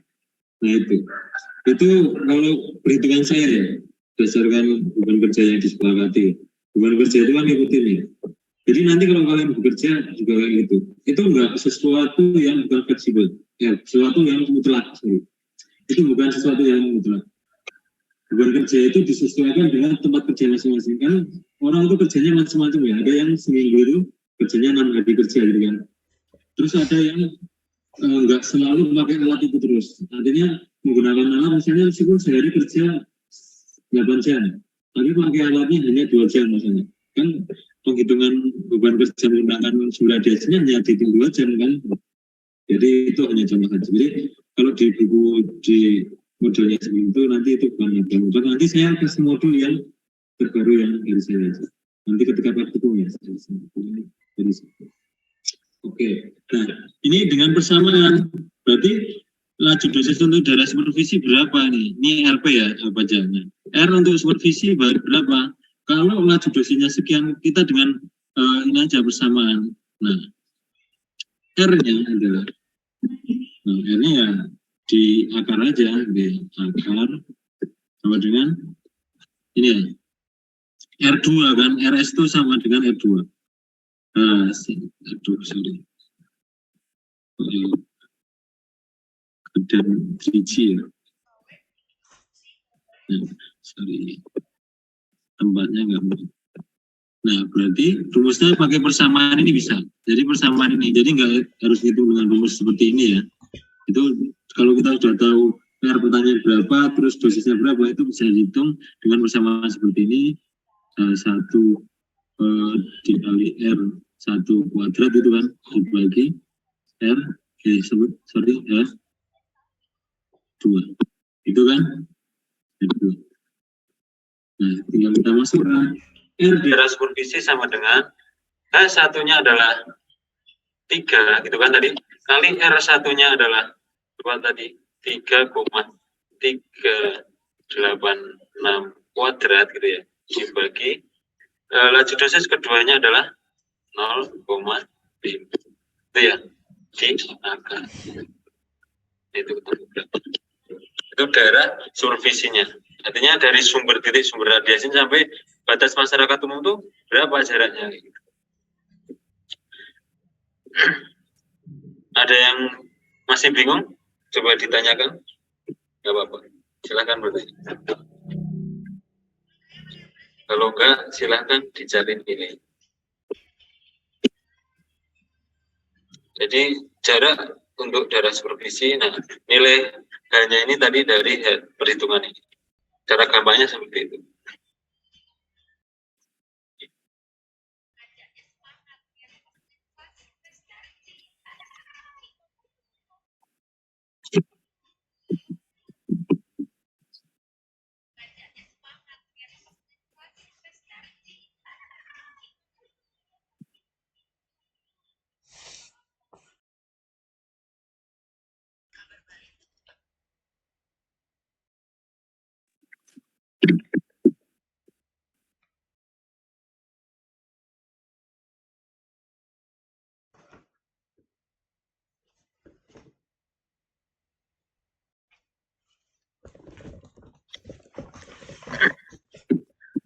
Jadi budgetnya.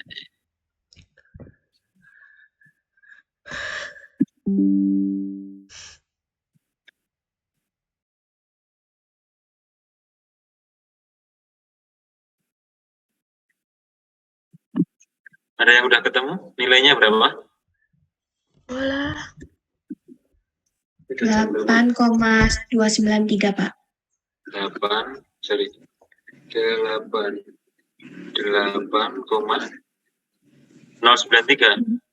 293 Pak. 293.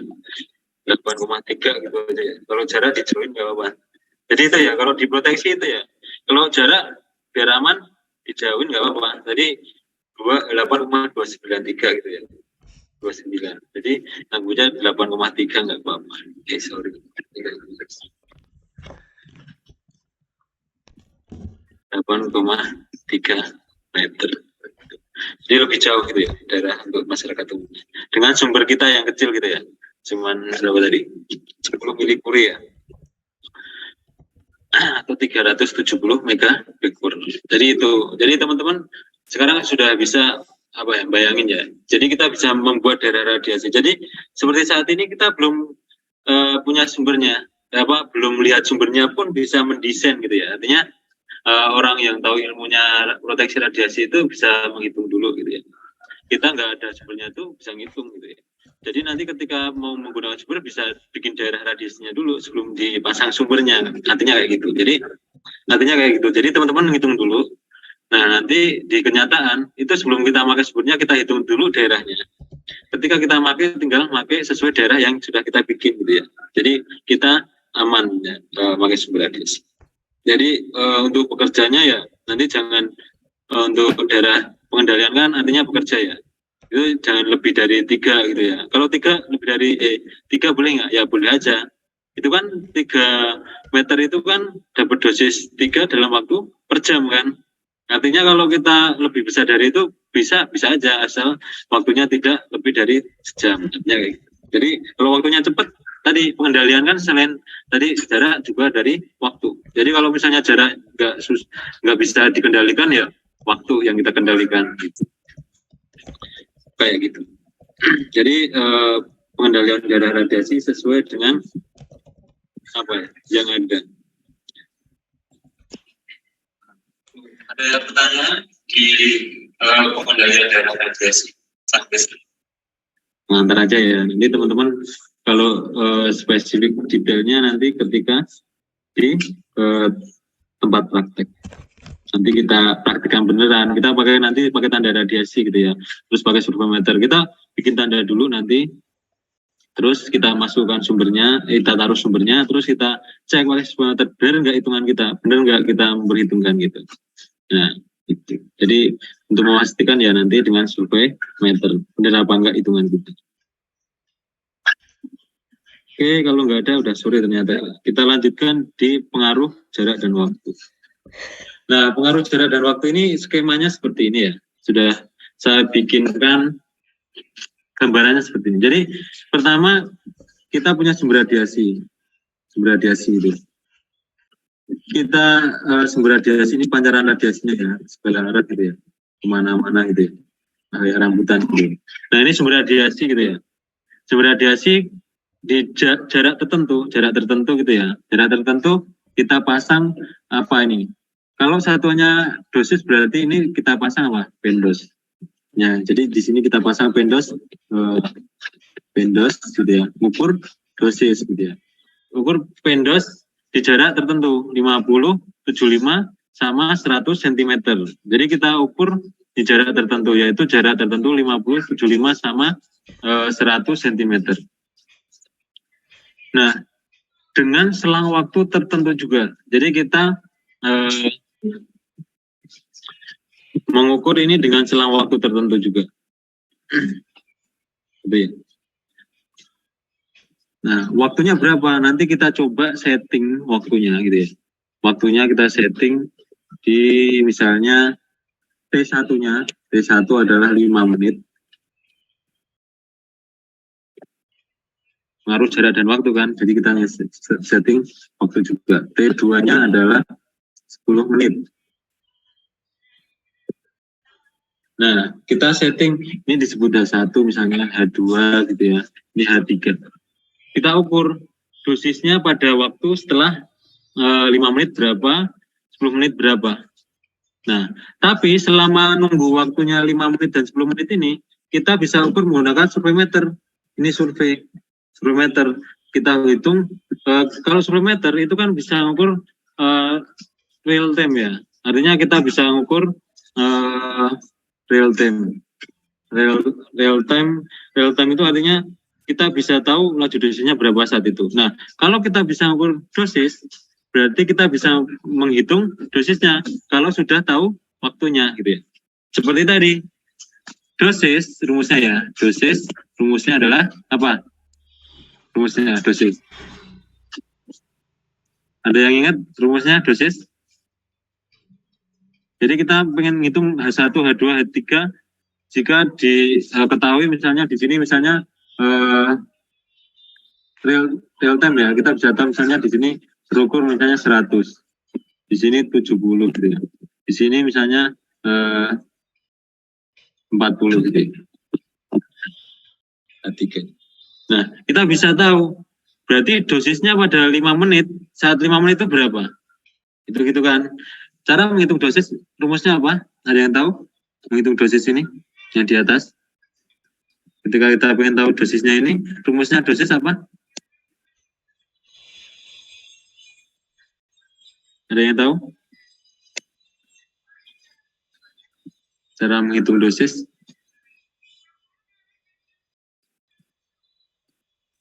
Laju dosis kali waktu, Pak. Iya, betul, Setiara. Laju dosis kali waktu. Ya, sebenarnya rumusnya udah sering digunakan ya, cuma kadang kita tuh bingung pakai yang mana gitu.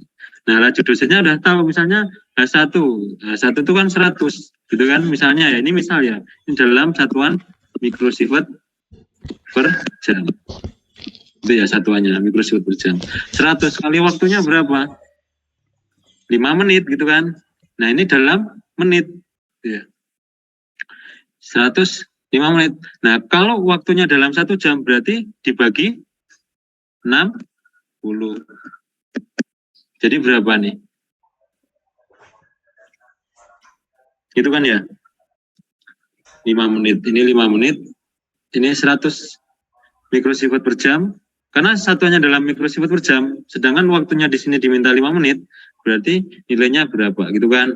Karena ini dalam 5 menit, berarti ini kan karena satuannya dalam jam, itu harus dibagi 60. Jadi berapa?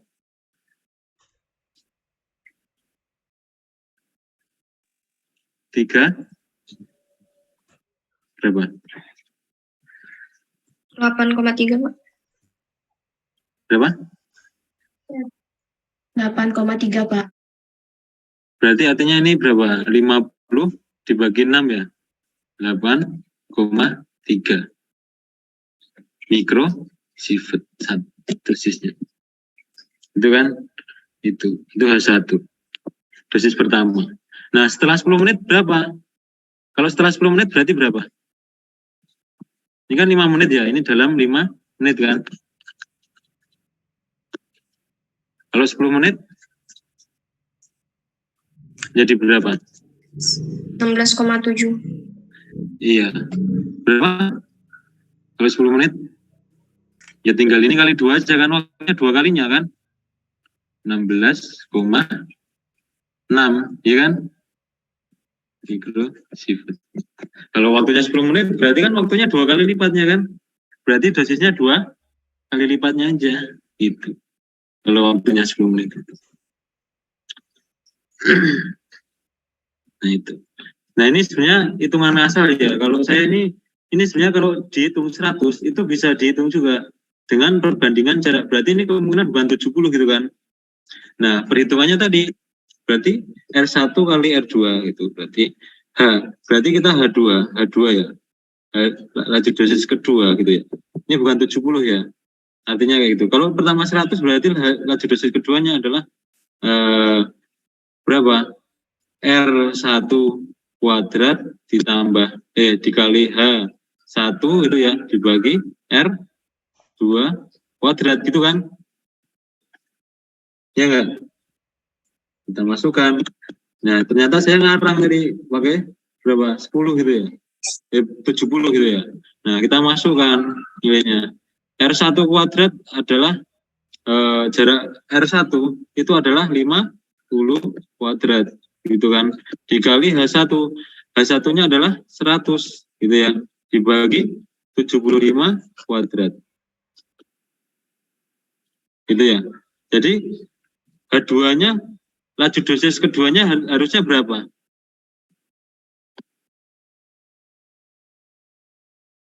Ada yang bisa ngitung? Bukan 70 ya, ini ngarang ini kira-kira tapi ngarang gitu. Ternyata kalau kita tahu rumusnya itu bisa gitu ya gitu. Berapa kira-kira? 44,4 Pak. 44,4 ternyata. Jadi ini H2-nya adalah 44,4 mikrosievert per jam. H3 juga bisa dihitung dan seterusnya. Jadi gambarannya seperti itu ya, nanti yang kita praktikumkan ya. Artinya ketika jaraknya ini waktunya ya, terhadap waktu dulu ya. Ketika waktunya ini kan waktunya tadi waktunya tadi ketika 5 menit 8,3, ketika 10 menit menjadi dosisnya 6,6. Jadi artinya kalau waktunya naik, dosisnya menjadi apa? Waktunya semakin lama, dosisnya semakin besar atau kecil? Ya, besar. Ya, naik atau besar. Kalau itu jaraknya tadi ketika 50 cm itu 100 mikrosievert, ketika 75 menjadi cuman 44. Artinya kalau jaraknya semakin jauh, dosisnya semakin apa? Kecil apa besar? Kecil. Kecil.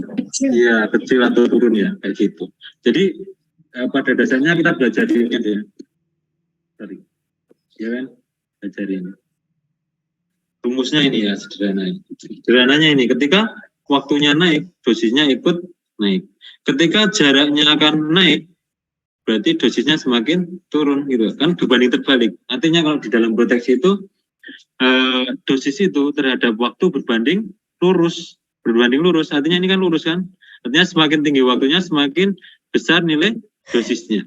Terhadap jarak berbanding terbalik, semakin besar jaraknya dosisnya semakin kecil, gitu ya. Pada dasarnya seperti itu aja.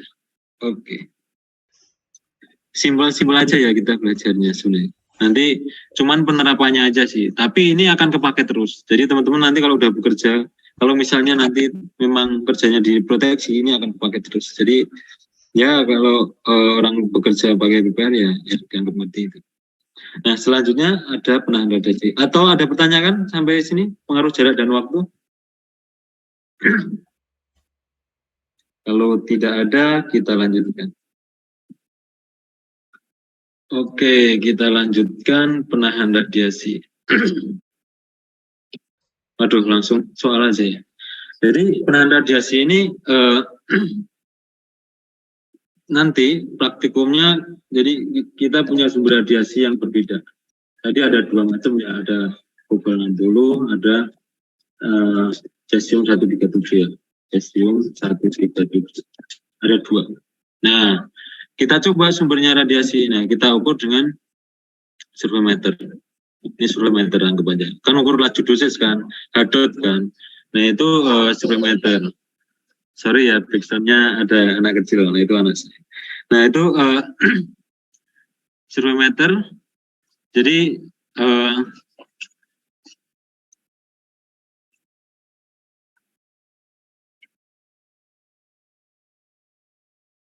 kita tanpa penahan dan setelah dikasih penahan. Jadi kita pengen tahu penahan apa yang efektif untuk menahan radiasi. Nanti kita menggunakan bahan yang berbeda-beda.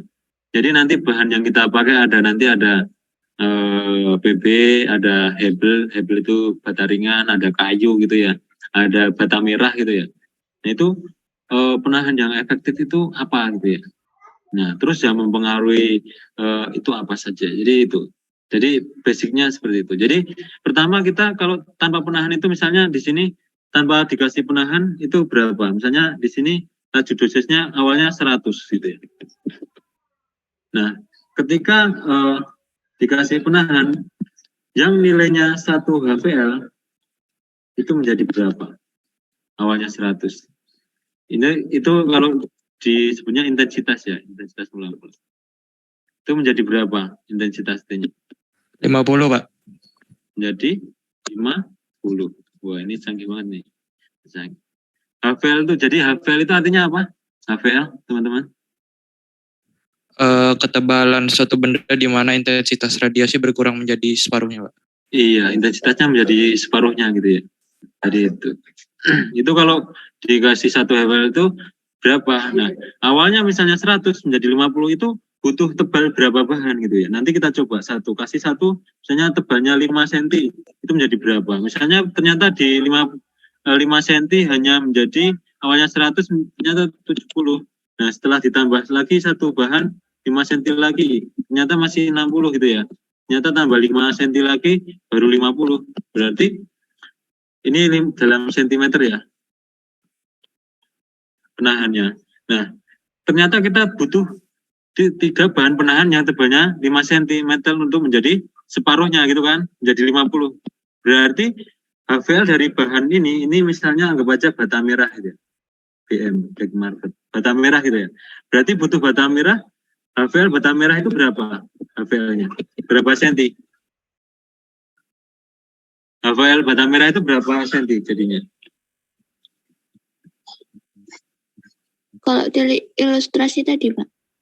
Nah, ilustrasinya gini. Jadi ketika punya radiasi gitu ya, kita ukur dengan surveimeter tanpa kasih penahan. Jadi ini masih kosongan gitu ya, kosongan nggak ada penahannya. Ya. Itu adalah 100 mikrosievert gitu ya, 100 mikrosievert. Nah, ketika kita kasih penahan 1, ini yang tebalnya 5 cm itu hanya menjadi 70 gitu kan, misalnya 70. Terus tambah 1 lagi diukur dengan surveimeter itu menjadi 60, diukur dengan surveimeter. Dan ketiga itu baru menjadi 50. Berarti bata merah ini, misalnya ini dianggap bata merah gitu ya, material ini dianggap bata merah, ini HVL bata merah itu berapa nilainya? 15 cm, Pak. Iya betul 15 cm. Karena butuh 15 cm untuk menurunkan intensitasnya menjadi separuhnya gitu kan. Awalnya 100 menjadi 50 itu butuh 15 cm bata merah. Jadi HVL bata merah itu adalah 15 cm. Cara gampangnya seperti itu. Jadi nanti kita pengen tahu setiap bahan itu nilai HVL-nya berapa. Gitu. Ternyata nanti di lapangan, ketika sumbernya berbeda, ini kan misalnya ini cesium 137, ketika sumbernya dirubah menjadi kobalt 60, itu ternyata nilai HVL-nya juga berubah. Meskipun bahannya sama, tebalnya sama, ukurnya sama gitu ya. Nah, itu nilai HVL-nya beda. Jadi ternyata sumber radiasi yang berbeda itu mempunyai nilai HVL yang berbeda. Jadi nanti kita membuktikan seperti itu. Jadi nanti kita teman-teman lebih mengenal nilai HVL lebih beneran gitu ya. Kalau kemarin mungkin sudah pernah diterangkan tapi hanya imajinasi, nanti kita coba kita praktekkan dengan peralatan realnya gitu. Nah gitu. Jadi nanti kita bisa coba-coba. Nah itu. Oke, sebentar lagi. Saya coba pengen Ini tapi saya pengen apa ya? Bikin contoh, sorry. Oke. Biar banyak contohnya.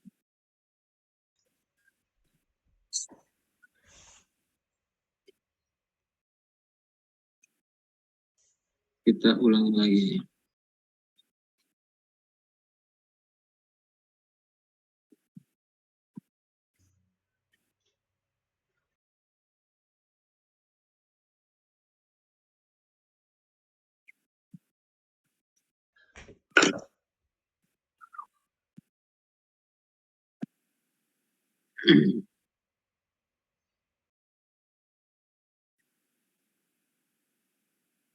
Oke. Nah, ini tadi. Ada yang ditanyakan sampai sini? Itu ilustrasinya ya. Jadi kalau misalnya bahannya berbeda, nanti nilai HPL-nya akan berbeda. Ini kebetulan contohnya saya coba yang mudah bata merah gitu ya. Tebalnya sih hampir sama ya, sekitar 5 cm sampai 4 cm. Apa? 4 cm sampai 5 cm kalau bata merah. Oke, nah ini ilustrasi yang lain, misalnya kita punya sumber radiasi tadi udah tahu. Tadi, kalau misalnya tadi satu HPL ya. Jadi kalau misalnya teman-teman nih tentang HPL, High value layer. Jadi high value layer, jadi ketebalan yang diperlukan untuk meluruh, jadi separuhnya itu HPL. Jadi misalnya ini sumber radiasi gitu ya. Jadi kalau misalnya di sini awalnya misalnya 1000 gitu ya, 10.000 misalnya, 10.000 biar agak ngeri gede gitu ya. Nah itu kita kasih penahan tadi, kalau satu HPL menjadi berapa? Jadi berapa? Kok ngarang ya? IV mana? 1 HPL. Satu HPL.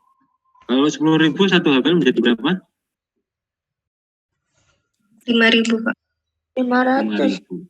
Oh, ada yang 500. 500 apa 5.000 nih? 5.000, Pak. 5.000, iya. Kalau misalnya 3 HPL menjadi berapa?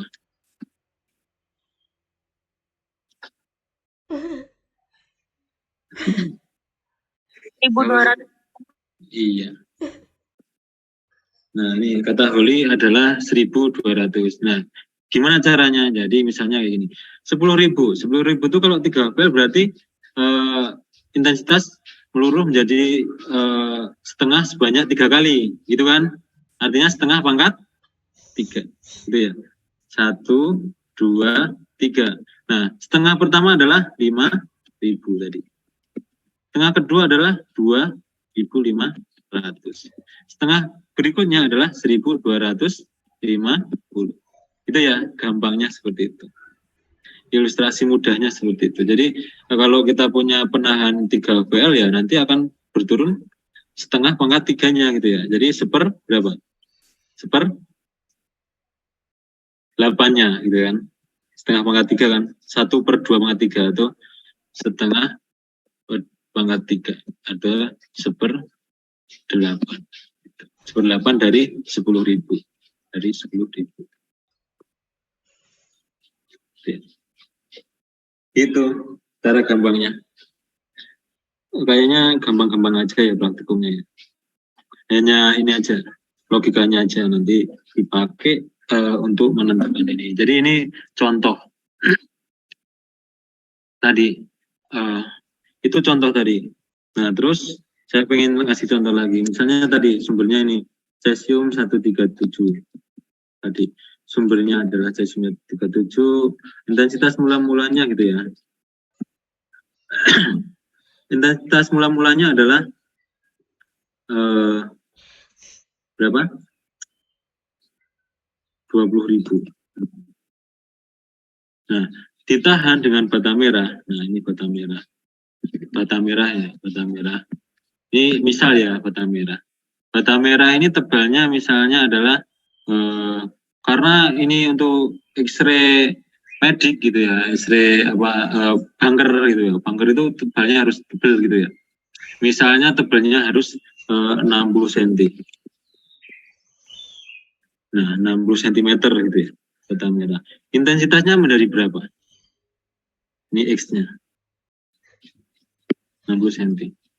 Kita harus tahu apa dulu? Nilai HVL bata merah itu kan, HVL bata merah berapa? Kalau contoh tadi ya, sumber datanya pakai ini aja ya kira-kira ya. Kalau ini bata merah ini, itu kita anggap ini aja, ini contoh ya, tapi ini kalau realnya nggak ini ya, 15 cm ya. Kita anggap HVL-nya adalah 15 cm. Berarti ini intensitas mula-mula ya, ini. IT-nya berapa?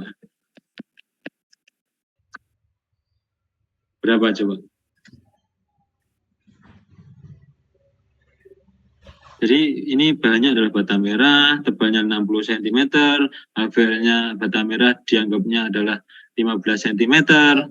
Nah, intensitasnya jadi berapa?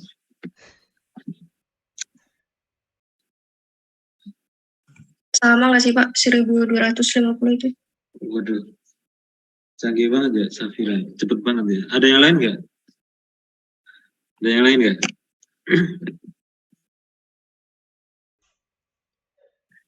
Ini jam berapa ya? Udah mau jam 3 ya.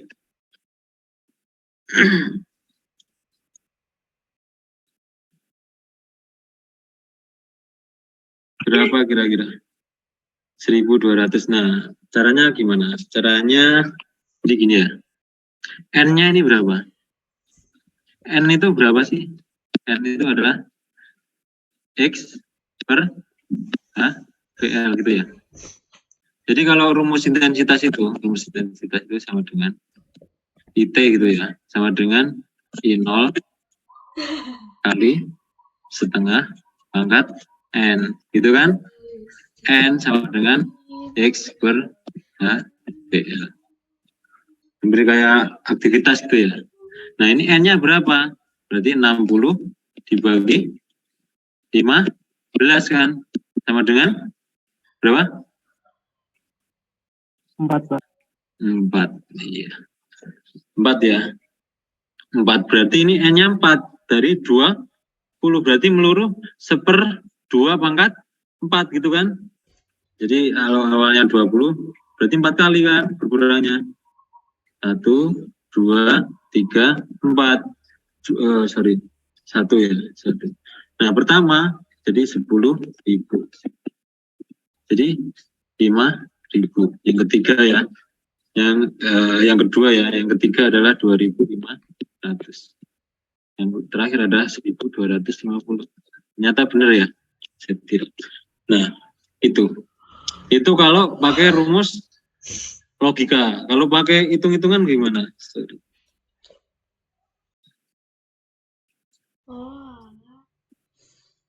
Kalau biar kayak orang pinter gitu ya, pakai rumus gitu ya. Itu bisa nggak? Bisa aja. Nah, biar enak ya. Nah, kalau pakai rumus gimana caranya? Nah, kalau pakai rumus IT, kok ini? Oh, belum pakai ini ya, sorry. Ini kok laser. Pakai rumus, biar karena orang pinter katanya. IT sama dengan I0 kali T, sorry.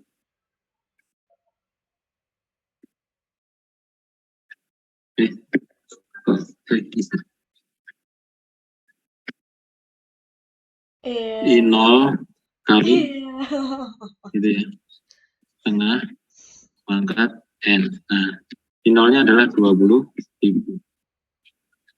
Ini setengah pangkat N-nya adalah tadi X per HVL kan?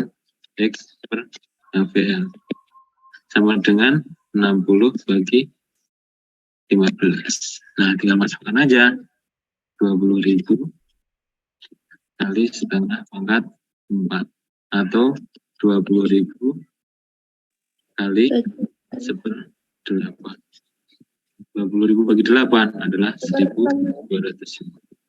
Oke, itu ya. Oh iya.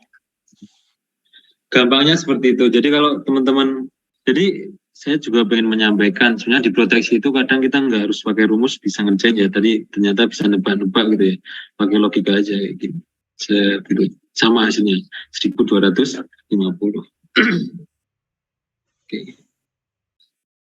Nah ini contoh-contoh sederhana aja. Jadi nanti yang kita praktikkan seperti ini. Tapi ternyata nanti ketika di sumbernya ini kebetulan cesium ya. Kalau di lapangan nanti kita praktikum kita pakai 2 sumber, satunya kobalt 60. Kita lihat. Nah, dari sana nanti kita ambil kesimpulan selain tadi HVL material apa yang efektif, nanti kita juga cari kesimpulan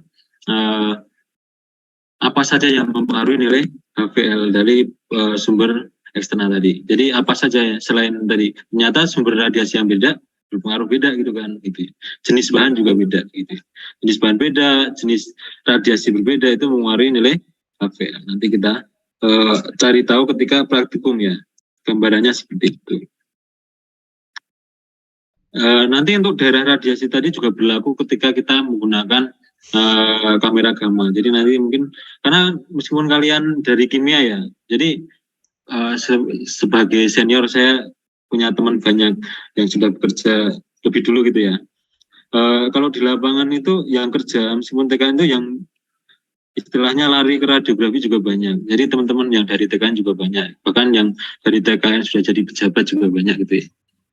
Jadi nggak selalu pakai TKN. Jadi kalau yang berkecimpung nanti mungkin tertarik ke proteksinya nanti akan kepake gitu ya sampai lulus. Teman-teman banyak yang TKN ke radiografi atau ke proteksi. Tapi nggak semua ya. Maksudnya ada yang di radiografi juga karirnya bagus. Nah, kalau radiografi nanti di kamera gamma itu juga sama. Cara menghitungnya tadi tentuan daerah radiasi di daerah pengendalian dan supervisi. Sebenarnya seperti itu. Prinsipnya sederhana seperti ini, tapi bisa diaplikasikan ke semua pekerjaan yang menggunakan sumber radiasi. Nah, ini saya kasih latihan sedikit. Nah, ini sama tapi dalam bentuk ini. Ada yang tahu jawabannya? Sebelum selesai ya buat ini, kita nggak harus sampai itu ya. Jam berapa nih? Jam 3. Ini jam 1, 2 jam lumayan ya untuk mengantar hitung-hitungan ya. Suatu sumber radioaktif dengan faktor gamma. Nah ini R ya, ini modelnya kayak tadi R. Karena satuannya dalam ronsen. Itu kan tadi kan sama ya. Karena sumbernya adalah ini biasanya iridium ya, 0,5 ronsen meter persegi per Curie jam. Tapi aktivitasnya dalam Curie, jadi nggak masalah. Ini langsung bisa dihitung. Jadinya dalam R. 2,5. Wah, cepet banget nih. Safira nih, cepet ya. Ada yang lain? 2,5? Nah, cara menghitungnya tadi diketahui kan faktor gamanya udah tahu, aktivitasnya udah tahu gitu ya, R-nya udah tahu gitu ya, tinggal dimasukkan. Yang dicari adalah berapa, pertanyaannya apa nih? Suatu sumber ini. Laju paparan. Nah, laju paparan. Tadi laju paparan rumusnya adalah X dot sama dengan faktor gamma kali aktivitas gitu kan dibagi R kuadrat. Tinggal dimasukkan aja. Nah, faktor gamanya adalah 0,5. Ini udah tinggal masukkan aja ya. Bukti batasnya 20 dibagi 2 kuadrat. Gitu ya. Itu ya, teman-teman. Ternyata udah saya isi juga sih sini. 2,5 ronsen per jam. Itu ya. Mau dikasih contoh soal lagi atau udah? Nih. Udah cukup untuk pengantarnya. Gimana, teman-teman? Boleh 1 kali lagi, Pak? Oh, boleh 1 kali lagi. Saya masih banyak soalnya. Kalau lebih dari 1 kali juga ada. Oh iya. Ya nggak apa-apa. Ini yang sederhana. Tapi saya ingin menyampaikan juga apa ya? Rumus-rumus apa ya? Bukan ya. Rumus yang bisa rumus sabu jagat. Artinya rumus 1 bisa dipakai untuk semua proteksi ya. Nanti untuk bekal kalian aja. Nih. Sorry, dulu saya cek dulu ya. Kebutuhan saya udah siap. Oke. Nih.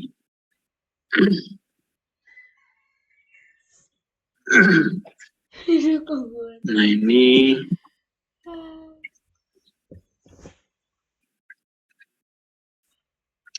responsi hitungan. Jadi ini materi biasa saya pakai juga buat ngajar ya. Maksudnya ngajar PPR ini saya dari dulu pakainya yang sederhana-sederhana aja untuk ngajar hitungan. Nah, ini rumus sederhananya tadi, pengaruh waktu tadi. Tadi saya ngajarin pakai H-dot gitu ya, H-dot. Itu dosis ekuivalen, karena alat ukur itu biasanya bukan, kalau dosis ekuivalen itu kan satuannya adalah mikrosievert ya, kalau ini dosis serap. Nah, dosis serap itu satuannya dalam rad atau gray gitu kan.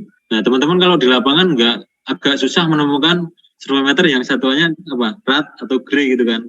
Nah, makanya saya tadi nyontohin yang real aja.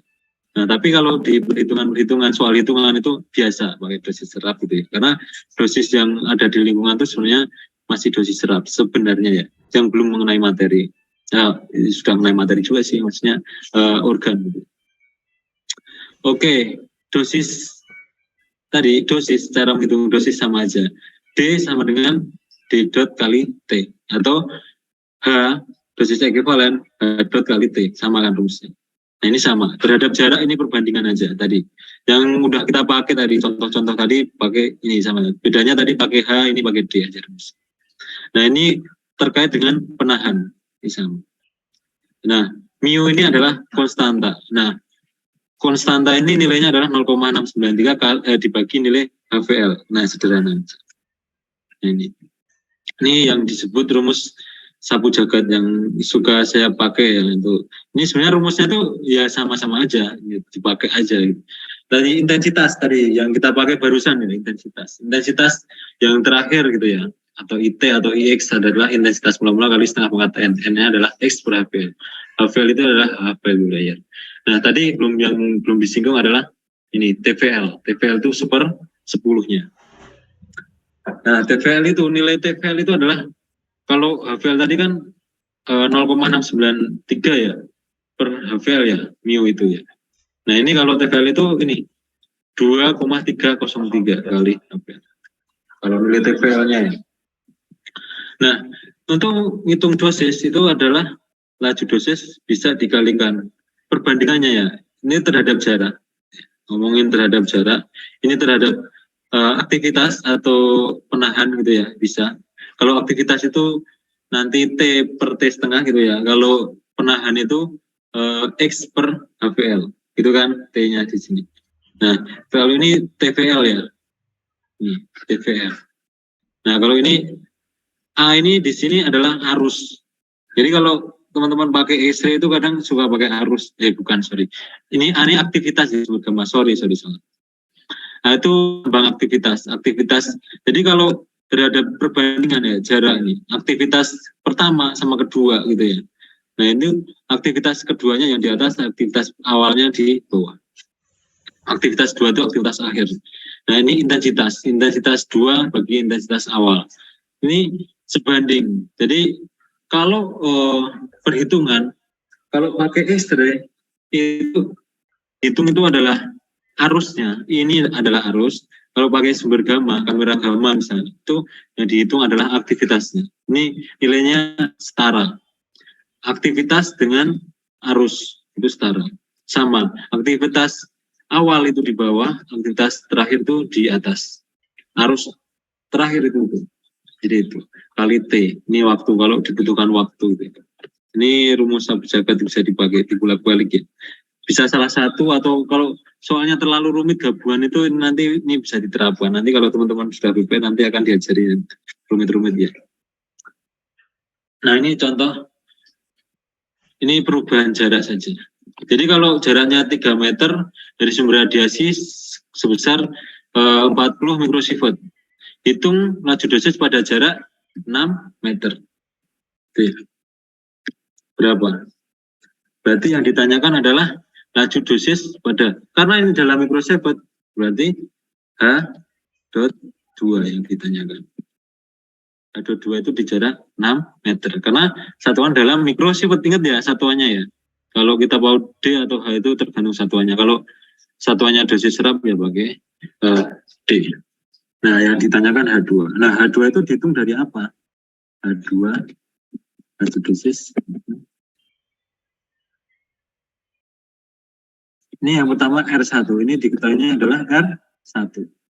Ini adalah H1. Itu kan? Ini R2. Itu kan?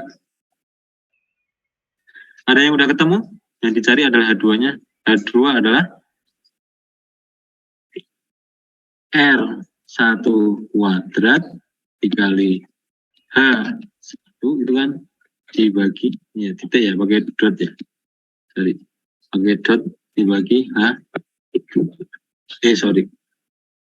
Kok H2 lagi. Dibagi apa? R2 kuadrat.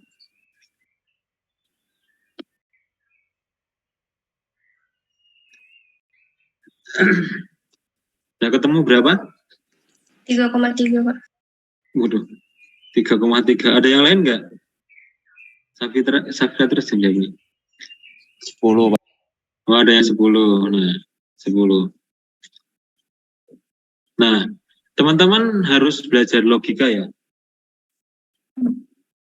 Ada yang 10, ada yang itu tadi. Jaraknya awalnya adalah 3 meter di 40. Kalau jaraknya jadi semakin jauh berarti nilai laju dosisnya semakin kecil apa semakin besar? Kan jadi dari 3 meter jadi 6 meter kan? Iya, 10, Pak. Lupa iya. dipangkatkan tadi.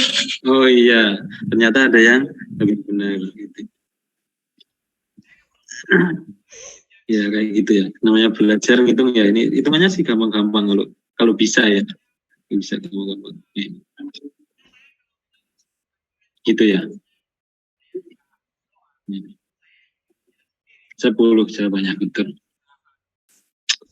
Itu ya. Satu lagi ya.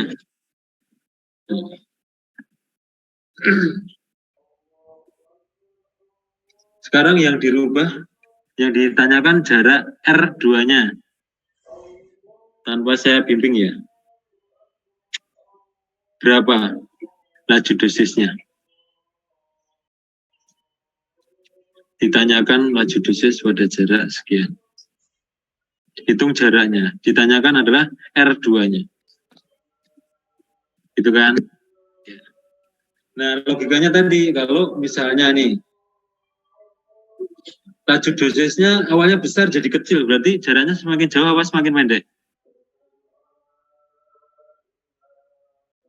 Laju dosisnya kan? Iya, betul. Paham. Jadi pasti R-nya semakin jauh, nggak mungkin 3 gitu ya. Masih lebih jauh.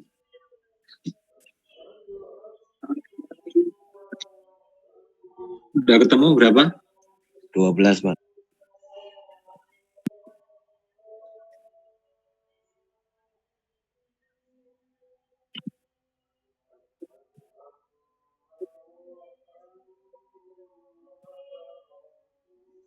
Itu ya. R2 ditanyakan.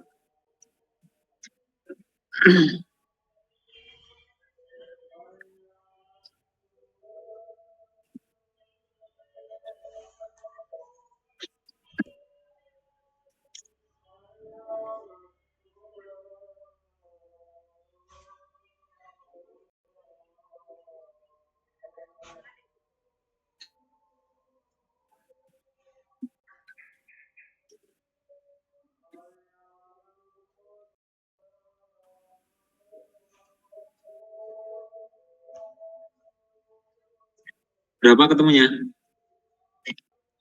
12. 12 meter ya. Wih, canggih ya.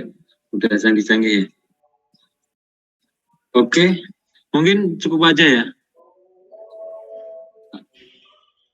Cukup ya. Ada yang ditanyakan nggak teman-teman? Nanti untuk ya, tadi ada yang belum ya? Belum kalau. Belum, Pak. Oh ya. Jadi kalau memang belum ada, mudah-mudahan ini jadi gambaran ya. Mudah-mudahan teman-teman nanti punya kebayangan penggunaan rumus maupun pengaplikasiannya. Jadi mudah-mudahan nanti ketika praktikum kita bisa aplikasikan lebih nyerap lah istilahnya, kalau orang Jawa itu nyerap gitu ya. Karena nanti berkaitannya sama keahliannya. Nanti kan kalian tuh ahli nuklir gitu kan, ya paling nggak tahu cara menghitung aman radiasi yang kita gunakan gitu kan. mudah-mudahan bermanfaat ya untuk pengantar praktikum hari ini. Mohon maaf kalau ada kesalahan atau kekhilafan atau dalam penyampaian kurang berkenan gitu ya. Mudah-mudahan semakin teman-teman memahami materi proteksi. Terus yang pertama sehat selalu dan semakin sukses ya. Sekian dari saya ya. Ya, Mohon sekian maaf, dari ya. Oh ya. Kenapa? Tadi Ya, saya boleh. sudah cari tapi belum ketemu. Untuk yang pengendalian radiasi interna, pandangan dari sulap itu apa ya Pak? Kalau boleh tahu. Sulap itu sunya itu sumber radiasi. Sumber radiasi saya jadi lupa juga nih. Pokoknya dia itu sulap itu pengendaliannya ya sumber radiasi, terus A-nya itu APD. Jadi teman-teman itu kalau internetan pengendaliannya butuh APD kan, alat pelindung diri gitu ya. Terus penyesuaian kondisi lingkungannya, jadi desain lingkungannya gitu. Jadi sumber radiasinya itu apa? Jadi ditentukan dengan sumber radiasinya apa, terus penyimpanannya gitu ya, penyimpanan sumber radiasinya seperti apa, terus APD. Jadi yang pasti kalau pakai internet kan disesuaikan APD-nya, disesuaikan sumbernya kan. Kalau gas ya kita harus pakai baju hazmat ya, istilahnya kayak gitu kan. Kalau cukup dengan sarung tangan aja misalnya kayak gitu. Sulap itu. Terus APD, terus lingkungan. Jadi desain lingkungan. Desain tempat pengoperasian apa ya namanya. Saya tuh tepatnya itu untuk singkatannya lupa tapi pengertiannya seperti itu ya. Buat gambarannya. Jadi desain tempat untuk melakukan penggunaan sumber radiasi internet tadi. Gitu ya. Oke, baik. Terima kasih Pak. Ya, sama-sama. Mungkin sekian dari saya dulu ya. Kemudian bermanfaat. Mohon maaf sekali lagi jika ada kesalahan. Sekian dari saya. Kita tutup. Wassalamualaikum warahmatullahi wabarakatuh. Waalaikumsalam warahmatullahi wabarakatuh. Sampai Terima ketemu kasih lagi ya. Pak. Ya, Terima sama-sama. kasih Pak. Terima kasih Pak. Iya, sampai ketemu lagi. Izin lift ya. Saya ya. Ya Pak.